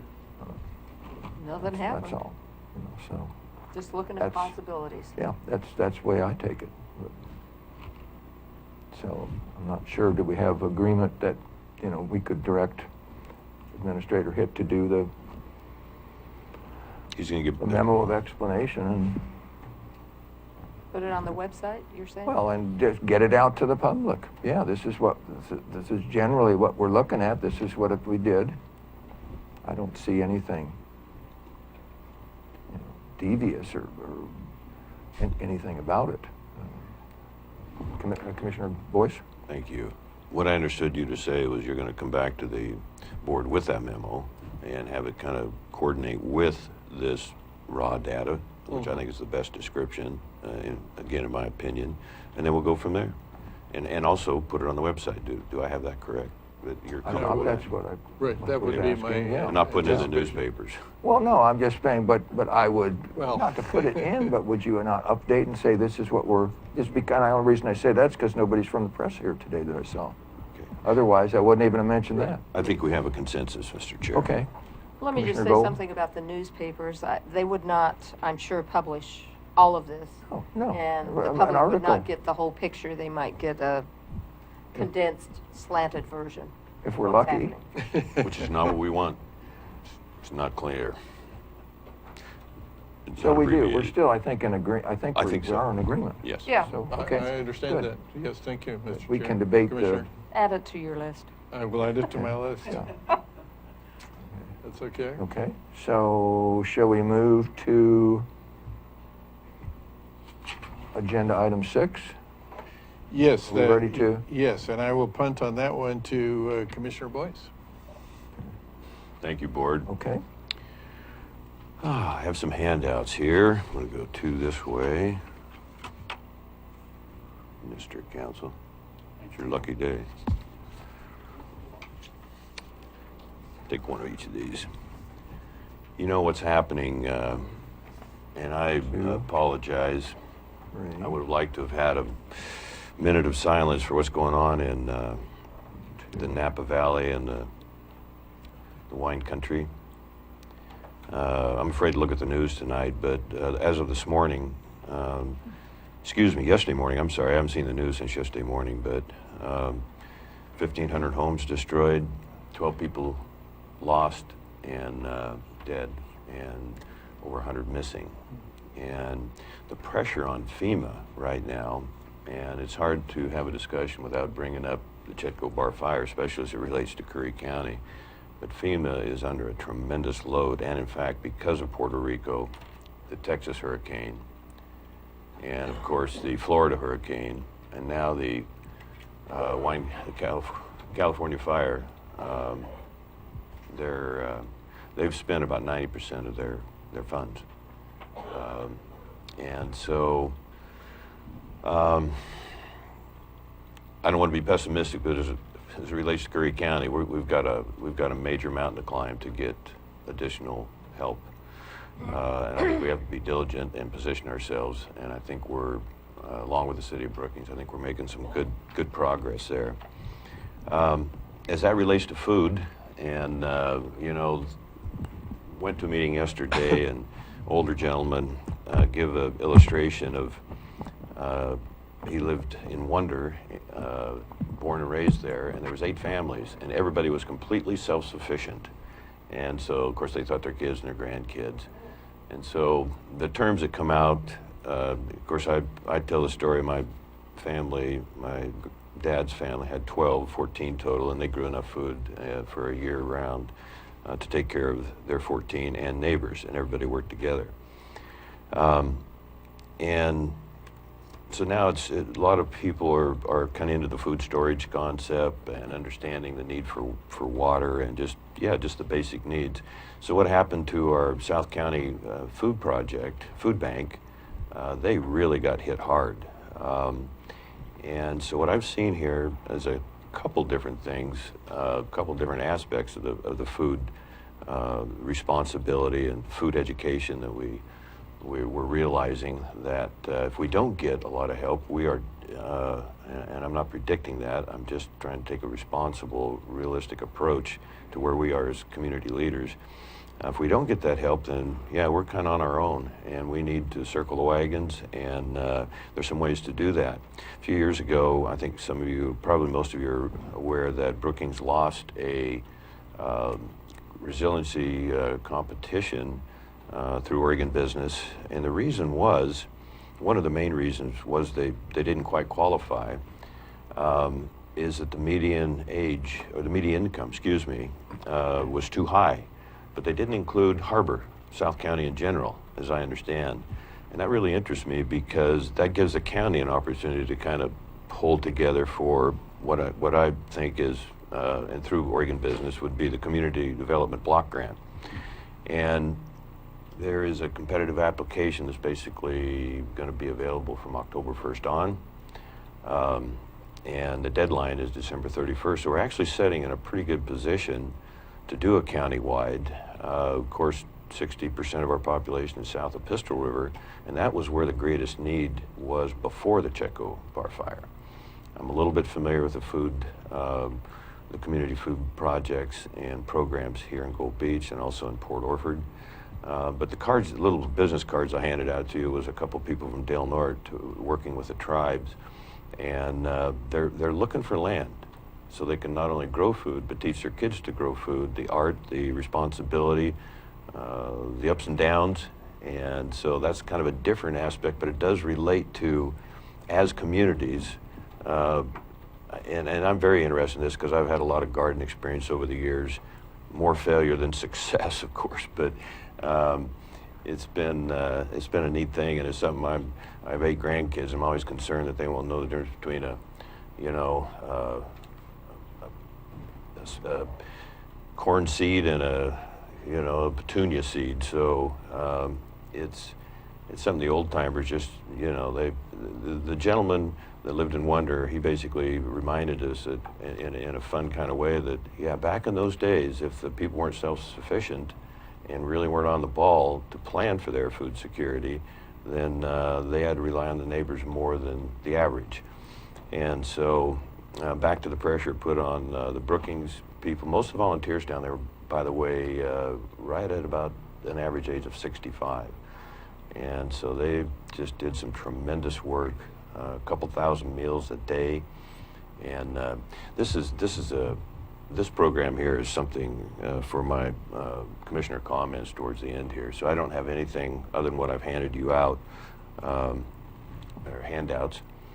So yeah, I would like to, I don't know if we want to eventually, similar to our Parks Commission, look at a food commission and get folks involved from throughout the communities. There's a lot of teachers, there's a lot of interest, a lot of people I think will contribute.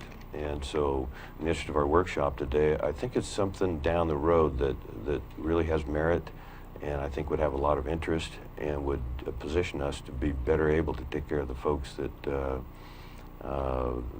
need help, and collect the volunteers and just get a better understanding of, for example, if we had a tsunami and our bridges went out, you often hear that. Another meeting I was at a month ago was we're 70 years behind in the 300-year average to have a major tsunami. So, there's like I'm not predicting, but it was kind of interesting that, the people there that were fairly knowledgeable said, hey, yeah, it could happen any time.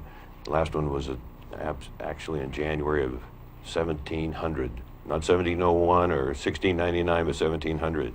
So I'd like to have the board just discuss this. Connie Hunter is here and is available. She has been working incredibly diligently on this, and I would appreciate if you have the time to read the handout I gave you, and we can give you a report back later, but I'd like to ask the board to have Connie come up and just maybe offer a couple additional comments. Show me where I might have misspoke, please. Would I be allowed to today? Just briefly.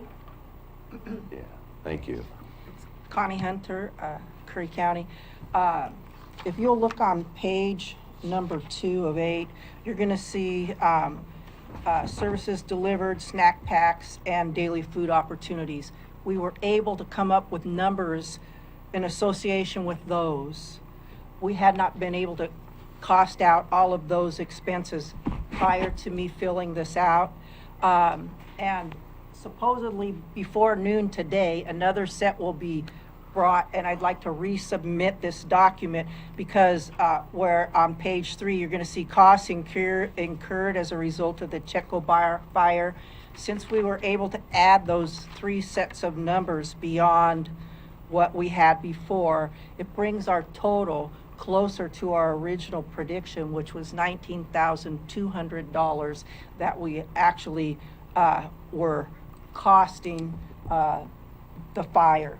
So that's instead of the 84.50?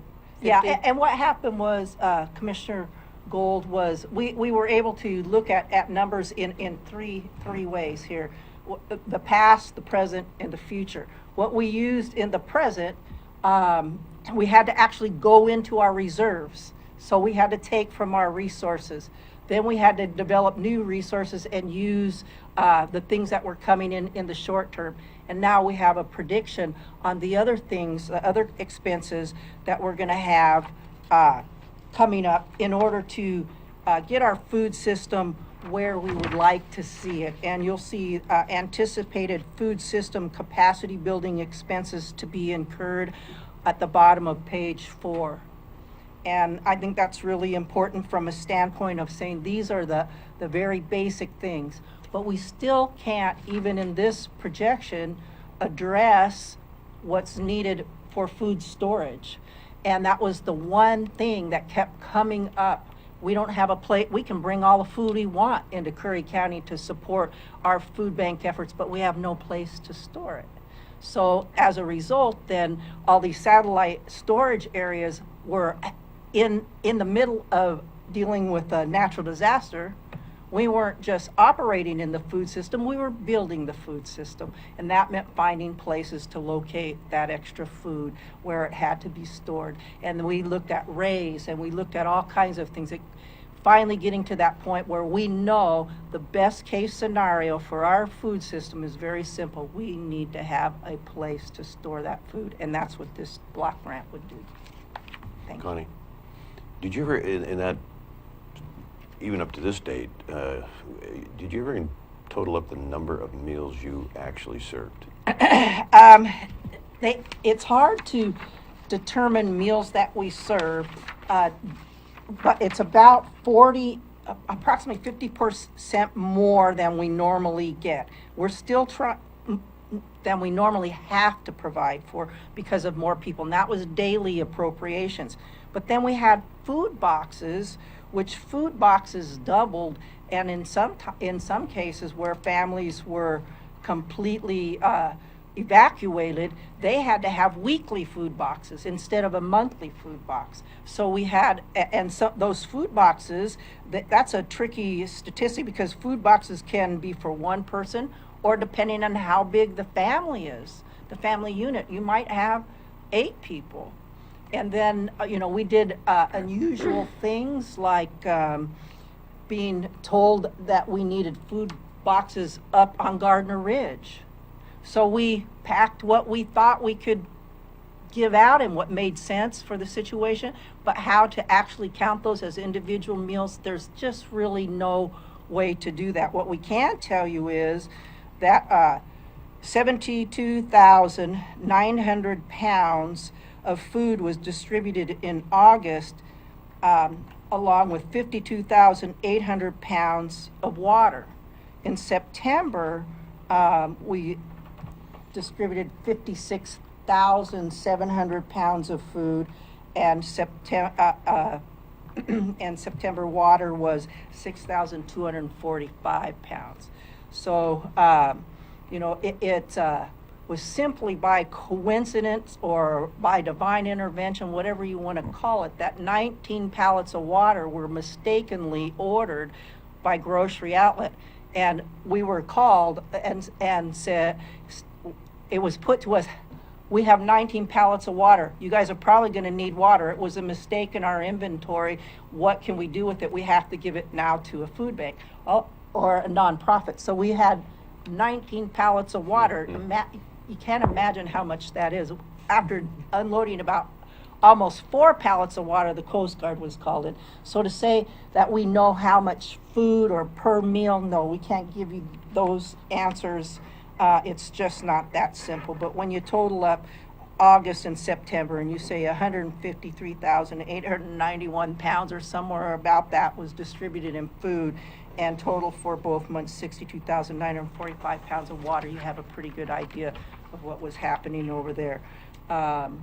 And as I mentioned before, being able to go back and figuring out where we had to go into our reserves, that was the piece that was missing.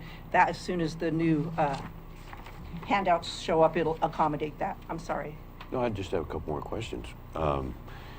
So would you advise us to maybe do a food force or food education commission or whatever category or description you want to use, and then apply for this grant? What would be in your view, what would be the best way to approach? And because we don't want to miss this deadline, and it's probably going to come up fairly soon. And the other aspect, Connie, I want to mention, within a couple of maybe 4 weeks, we're going to have a new emergency management coordinator. And so would there be a category of this that might be under the emergency management program, so we're prepared, God forbid we have another situation like this? To answer your first question, I think that it's an opportunity right now. I think the community development block grant would be great. I think we have to do our homework in putting that together. I think we do need a food strategy. You know, we look at dealing with food system issues, and we just don't always, excuse me, taken into account the things that we need to build into a food system besides just having the capacity to function operationally. We need, Commissioner? My question is kind of encompassing. When you're talking about a food system, are you talking about for everybody or for just those people who are indigent and don't have a supply of food and they need to come to the A food bank? system in Everybody. a county is more than just feeding those who are in emergency situations. So you're talking everybody. Yep, absolutely. And that includes emergency preparedness. Had we not had the 3%ers involved, we would have run short of food here. We wouldn't have been able to Because get I've it. always thought So- of food as being kind of an individual thing. Each family needs to get prepared. And I think an education part would probably be more. I don't think the county could even come close to providing food for everybody. But education and giving people an opportunity to find places to buy food or whatever so that they can prepare individually. Funny that you should say that, Commissioner Gold, because the three things that I think are most important to a food system include food system stability and security. That's for the people that don't have enough food on a regular basis, the 2,000 people a month that are using the food bank. Food sovereignty, which means that if we're in a predicament, that we can solve our own food problems. There you go. By, having, of course, nutrition programs and things like that become a part of it. But the food system should encourage self-reliance, because if you teach people how to store and prepare food and they can get outside of that thing of being short every month and having to go get a food box at the food bank. If you can get beyond that, what you can do is build community resilience, and education is a huge component of that. Very And good. not only that, if a calamity were to happen, not everybody can get to the food bank, and so it's important for people to be self-sufficient on their own, have something stored away.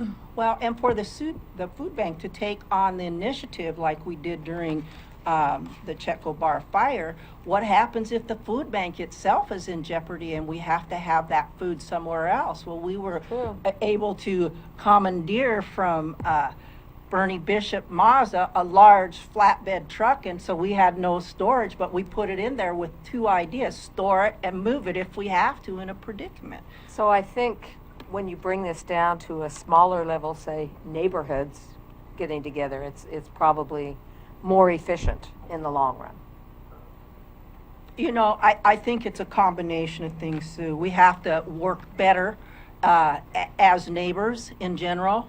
We have to look at public safety in that part of the puzzle. If somebody's not eating well, are they also not able to get away, transported out of a situation where they need to be evacuated? The people that don't have the money when they're evacuated, where do they end up going? Those are emergency preparedness elements that we have to include, but the nuts and bolts of running a good food system in Curry County requires us to work better together, North, Central, and South counties, just in terms of distribution. And that's a whole discussion on its own. But if you have a food storage location where we could have stored the 30 tons of food that was being brought into one location, we could do two things. We could make sure that we're not losing expired. We're using the dates as they should be used because they have expiration dates on cans, even on non-perishables. Making sure that inventory is always, put up front and used first. So just real good strategies behind maintaining that food inventory locally with or without an emergency hanging in the background. I think the Food Commission short term would take care of this grant if we approve that, and the long term would be identifying everything we're talking about here and presenting that to the public. And I think you have some very qualified people in the county that would be willing to do that. And after the fire, even had it not been for the fire, I think this would have been very, very appropriate and timely. Thank you. There are other grants available that would supplement, because there are going to be match requirements there. But there's a community food project and a planning project grant that's due on December 12th, I believe. I'll send out that information. That's through USDA, but only 18% of those grant applications are funded. But I wouldn't say necessarily go write that grant, but if we write this grant here for the community development block grant, we'll have a lot of the nuts and bolts then to apply. We won't have to put a whole bunch of energy into applying for that second grant, which brings me to a piece of the puzzle that I keep hearing come up, and that's talking about, and Jay even mentioned it in his presentation, about having the needs to develop a master plan. There you go. And when Yeah, you're talking about a food system master plan, we also need a document at the upper level of this organization, Curry County. As we look at who we are as a county and our ability to administrate a certain way, we are closer to looking like a nonprofit because we're smaller. So we have to have the right connectors to nonprofits. And also, when you're out looking for funding, whether it's fundraising in a fundraising event at Lobster Creek for a county facility, or if you're trying to write a grant, you still have the same fundraising strategies in place many times as you would a nonprofit. So my advocacy here today, beyond that, is looking at the fact that we might need a county case statement. Nonprofits usually have a case statement. A case statement is very important because what it does is it looks at every department, and you say this department has these needs and this is where we hope to look for the money, and these are the grants that are available. Without an organizational case statement of what the needs are for the parks, for food, for the different areas that we would identify, emergency preparedness, the county will be saying the same things. We don't include information like our handicap people. Our county has 10% more than the state does for handicapped people. In other words, are we more capable as a county to do the things that we're expecting volunteers to do and nonprofits to do when 10% of our population is handicapped, and that's a higher per capita rate than at the state level? So those kinds of things that really look at who we are, where our needs are, what are the missing pieces, and what the barriers truly are. We can, even in talking about writing a grant for this food community development block grant, those kinds of things should be almost standardized. We're going to be communicating the same thing. We've got these problems in a general way, we've got these problems in a specific way, and even more specifically in our food system, these are where the barriers are. And until you address those, and it's not necessarily a master plan, but saying we have an idea of where the real problems are, and this is how we get there from here. And that's what a case statement does. So I'm asking for us to consider that as a county, and if you want, I'll write the first one for the food system as a model. Thank you very much. Okay. Thank you.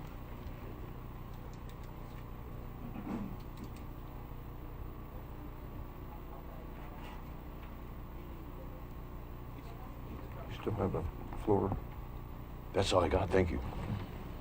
I'm good. Mr. Whoops, Chair, I was excuse me. just handed a speaker slip from John Jesuit. I don't know if that's anything the board is considering. I'm Commissioner Gold. She's been here the whole 2 hours. Can you make it short? Yes, 3 minutes.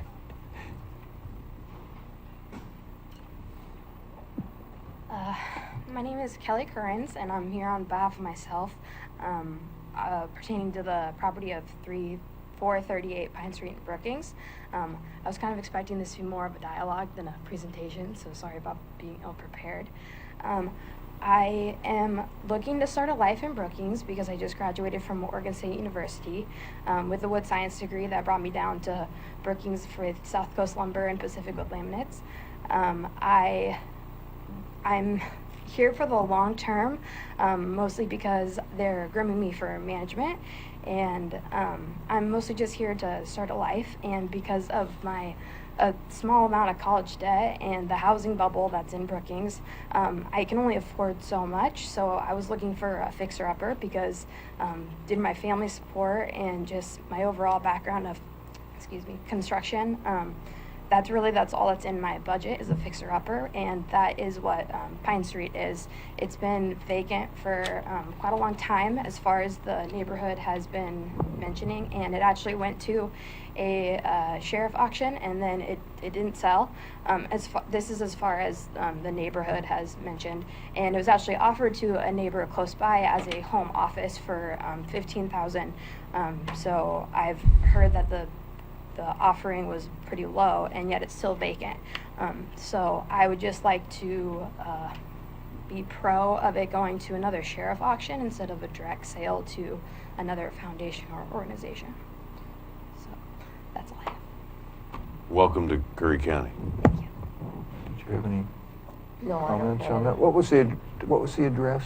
It was 438 Pine. Pine, 438 Pine. It was on the bottom of the chart. Yeah, Properties I just listed. wanted to be sure on the. But a on number the, of people are interested in. And yes, I wish I could have graduated earlier so I could have gotten it when there was less interest. An auction might make a lot of sense then. If that's the way we're supposed to go, I don't know. And your We have last to do it name? legally. Your last? Currens, Currans. C-U-R-R. Thank you. And if my dad is also, he's retired and very involved with my housing search. So if anybody has been in contact with him, Good. then he's prepared. Any other? No other comments? Thank you. Thank you for your Thank you. comments. Pardon me? Well, I guess we have had for the last 20 minutes. Okay. Well, not with Kelly. Kelly, had filled the form out, but sure. I mean, we're at that point. If you want to come up, I guess if you would, afterwards, get a speaker slip to John Jesuit. Okay. Yeah. Sure. Since there's very few of us here. My name is Trudy Spanier. I think you want to get to the microphones, please. Yeah. My name is Trudy Spanier, and I am currently still on the Real Estate Task Force for Curry County. And I also would like to be up for consideration if you do put out a Parks Committee. I really like what Jay Trost is doing in our neighborhood, and I would like to help walk him around and discuss these things, the pickleball court and the Boys Cove 2 Park, and show him where there's creeks, show him where there's wetlands. I would like to be in on, I think the sale of these Boys Cove parcels on the south end of the lake go hand in hand with parks. It's kind of a melding situation. I don't know how many of these parcels have you three commissioners seen, actually gone out there and looked at. I think if you can kind of see this from the distance, this is what we were given as a real estate task force on those lots on the north end of the lake. And I think what you're going to find is that most of these lots that you have gotten back in foreclosure were purchased and couldn't get septic approval because it's wet all winter long. We've got our water table in one place on my property, which is right next to some of these. I found water at 14 feet. Wow. Most of the lots here, I am fortunate, I have a hill that reaches from 32 to 52 feet. But right on the other side of that, it drops off, and that's what you're considering here as being viable sale property, a lot of it. And there's a permanent creek that runs through it, and all winter long, if it weren't for the sand, it would be a swamp. And you can see this is what lists the parcels, but this is what lists the percentage grade. And the purple here is 0 to 20% grade. And this is 0 to 15%, all here in the blue. And it's not black and white. When you see it in your graph on the workshop thing that we got out by email, it's easy to say, oh yeah, let's sell them. But if I could urge you to take this smartly and get rid of the little tiny ones, like here, this one, if the neighbor could get that piece of property, she could build a home. She could get septic approval. Right now, she's only got a little garage thing there. And that would put money on the books. And this other one over here, there are 3 people interested in that one. And there's another little one, my trifocals, there's another little one over in here. And those could get swept up by the adjacent owners and then expand their current ownership to something that was developable. But we have a problem with septic approval in our neighborhood. There's lots of these properties that are in between here that are owned by people that can't get septic approval. And the last time there was an auction, which was, before 2004, there were people that went in and got these tiny little parcels that were below grade, and then everybody's a cowboy in Curry County, right? Because they know that we don't have the money for enforcement. Here comes 13 to 15 loads of fill, and Sarah, God love her, she was in your Curry County septic for many, many years. She tried to run them down, but she couldn't prove that that's what they were doing. And if you just say, okay, look at this could get us $34,000, but it's wetlands, would it not be more valuable to look at these piece by piece and say, ooh, that one might be better, we could get conservation money out of that one, or this one, let's use that one for mitigation? Or what I would like to urge you to do is please let us, we haven't been disbanded as a real estate task force, let us come in with you on this again and look at these individual pieces before you just say blanket, sell them off. And let's do it wisely, you know. It costs money to foreclose.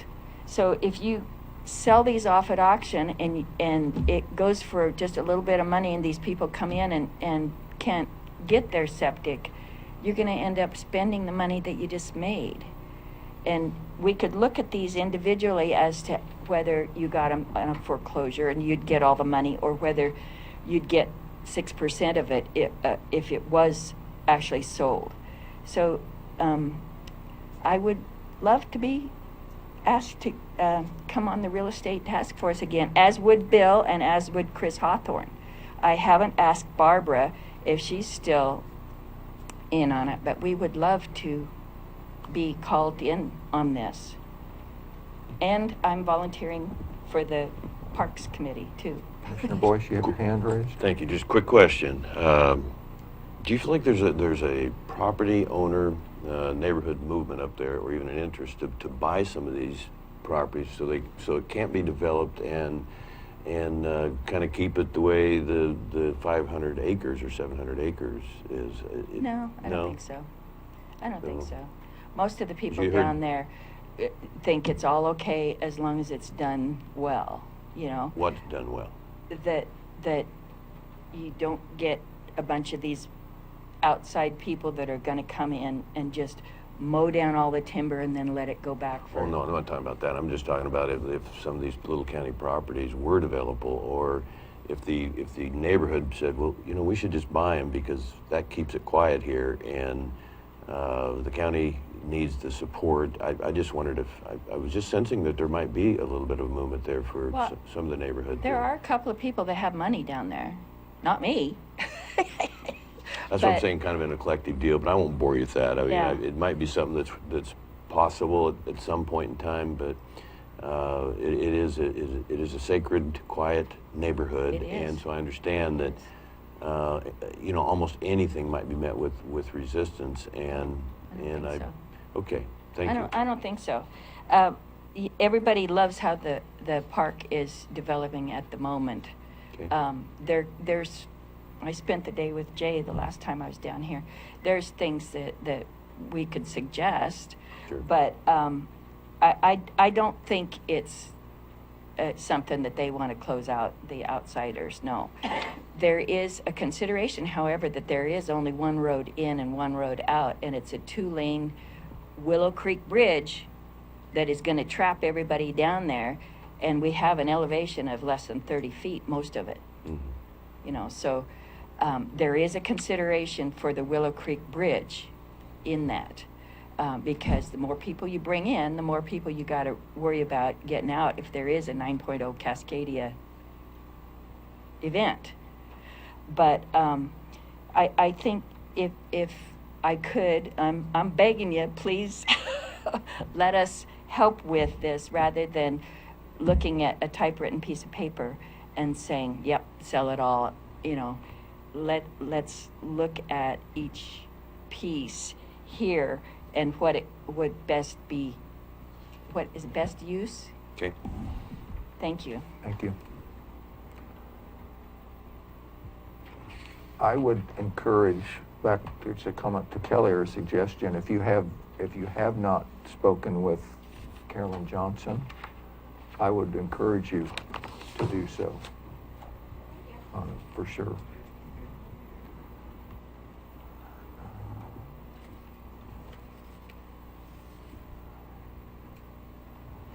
Okay, we have a executive session also. We have lunch. We're past this lunch for the John Jesuit right now.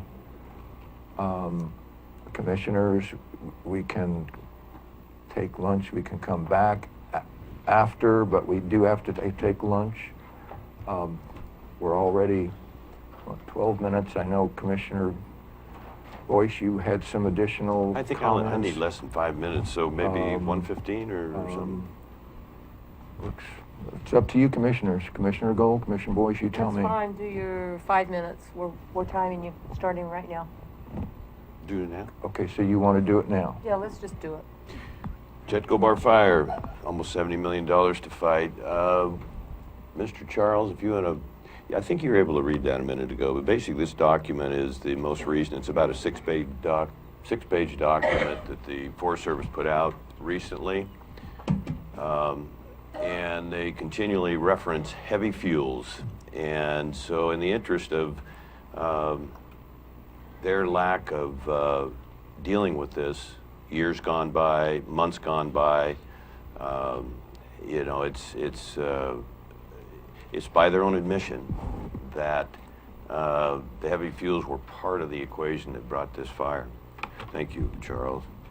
Hey, that's handy. It's got a mind of its own. Oh yeah, this is the famous mouse. But you know, I will spare everybody. This is available, and I'll make sure it gets into the record. But 6 times it references heavy fuels or similar. And the recollection of the Forest Service. I think this tie has grease on it. And now I'm down to 3 minutes. Son of a gun. So I'm just going to be putting pressure on the Forest Service. I'll be attending a meeting in Klamath Falls with the ONC counties.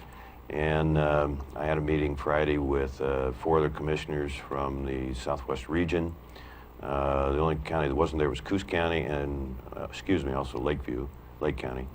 And we feel like right now our best bet is to encourage the ONC counties to do the work for us in the legal process. I'm not saying litigation at this point, but the Forest Service has got to be held accountable for this. I flew over it, and it is just scorched trees as far as you can possibly see, and you'll get a full report on me and what my experience has been with the local district ranger, and when that fire is under 100 acres, and the evidence is mounting that no, it was not attacked early, as they say, and the devastation for our county is incredible. I'll also be working with a group, and I've mentioned this in the past, that we're going to look for solutions for this county, and I have some key people that I think will contribute greatly, and I'm going to be relying on them. And you know, I mentioned the last general meeting, that as crazy as it might sound, one of the options might be our ability or capacity through very reliable science to prove that horses were native to North America. And of course there's going to be a lot of scoffers, but they eat the low fuels. I know everybody shakes their head, but No, actually, Well, I wasn't shaking my head, I was just saying. I know I didn't mean to catch you off guard, but that could be, both from a recreational standpoint.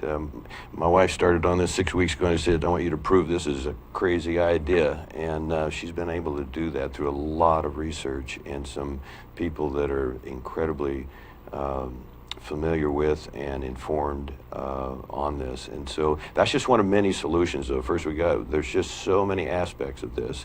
So, yes.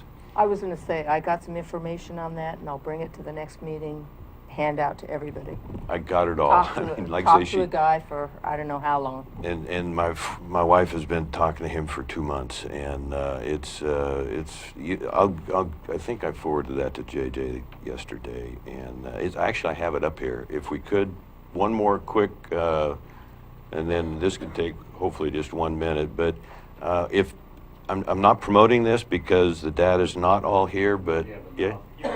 Oh, where do I go? Well, that is nervous, isn't it?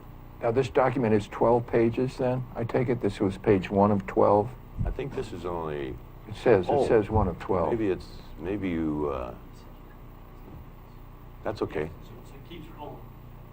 It keeps rolling now. I'm trying to be, Use the thing in the middle. I'm trying to get the airline. No, don't worry about Don't worry about- the thing in the middle. Oh, excuse me. There you go. I thought it had to be lined up in the bar.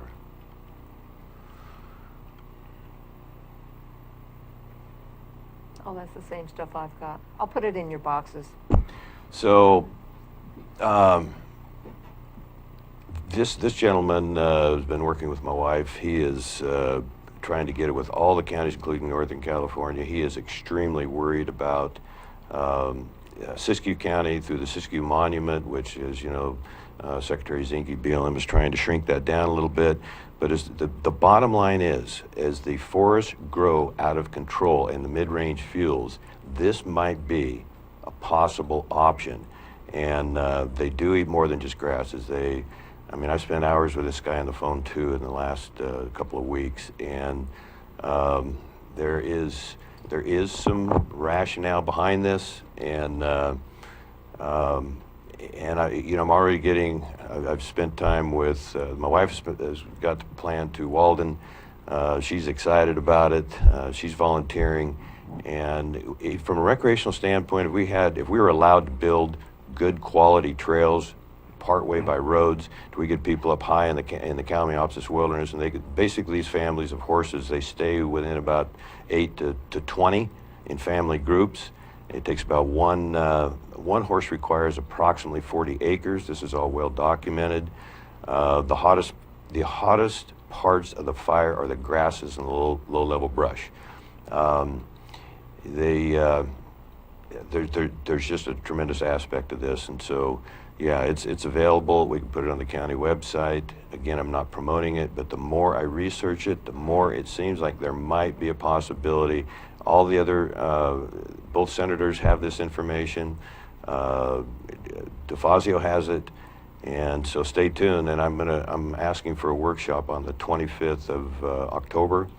And I think we could spend a lot of time, and Mr. Simpson, my wife would be available, and they're excited, and Bill Simpson is just an amazing guy with the knowledge he has, and he has 50 wild horses on his place. The other aspect, and I'll summarize here, there's 100 million cattle in the western United States that graze on rangeland in every state. But that's not an issue for us here in Curry County. There's only 100,000 Native American horses left. And 40,000, 45,000, I think of those are in corrals. It's costing BLM. 80 million? Yeah. 80 million to feed them per year.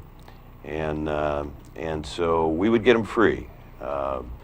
And yeah, like I say, stay tuned, and maybe we can have our I'll tell you what, I just copied his whole thing. I'll put it in everybody's box so they can read it. It's like 10 pages. Well, this is the most updated one right here. Thank you. I just got it in as an email a couple of days Yeah, I ago. think this would be the preferred way, rather than you start putting things into Boxes? the commissioners' boxes. Yeah, I think this should go. This went Go through. in. This went through Councilor Huddle, Administrator Hitt, and JJ. Excuse me. Staff John. That's all I have. Okay, it's 12:21. We're going to adjourn this meeting at 12:21. We have an executive session, our special meeting for an executive session at 1:30. So the meeting is adjourned. Thank you. Okay, so that And was... Trudy, if you would, just fill out a public comment card. Thank you. That's the interview, right? Correct.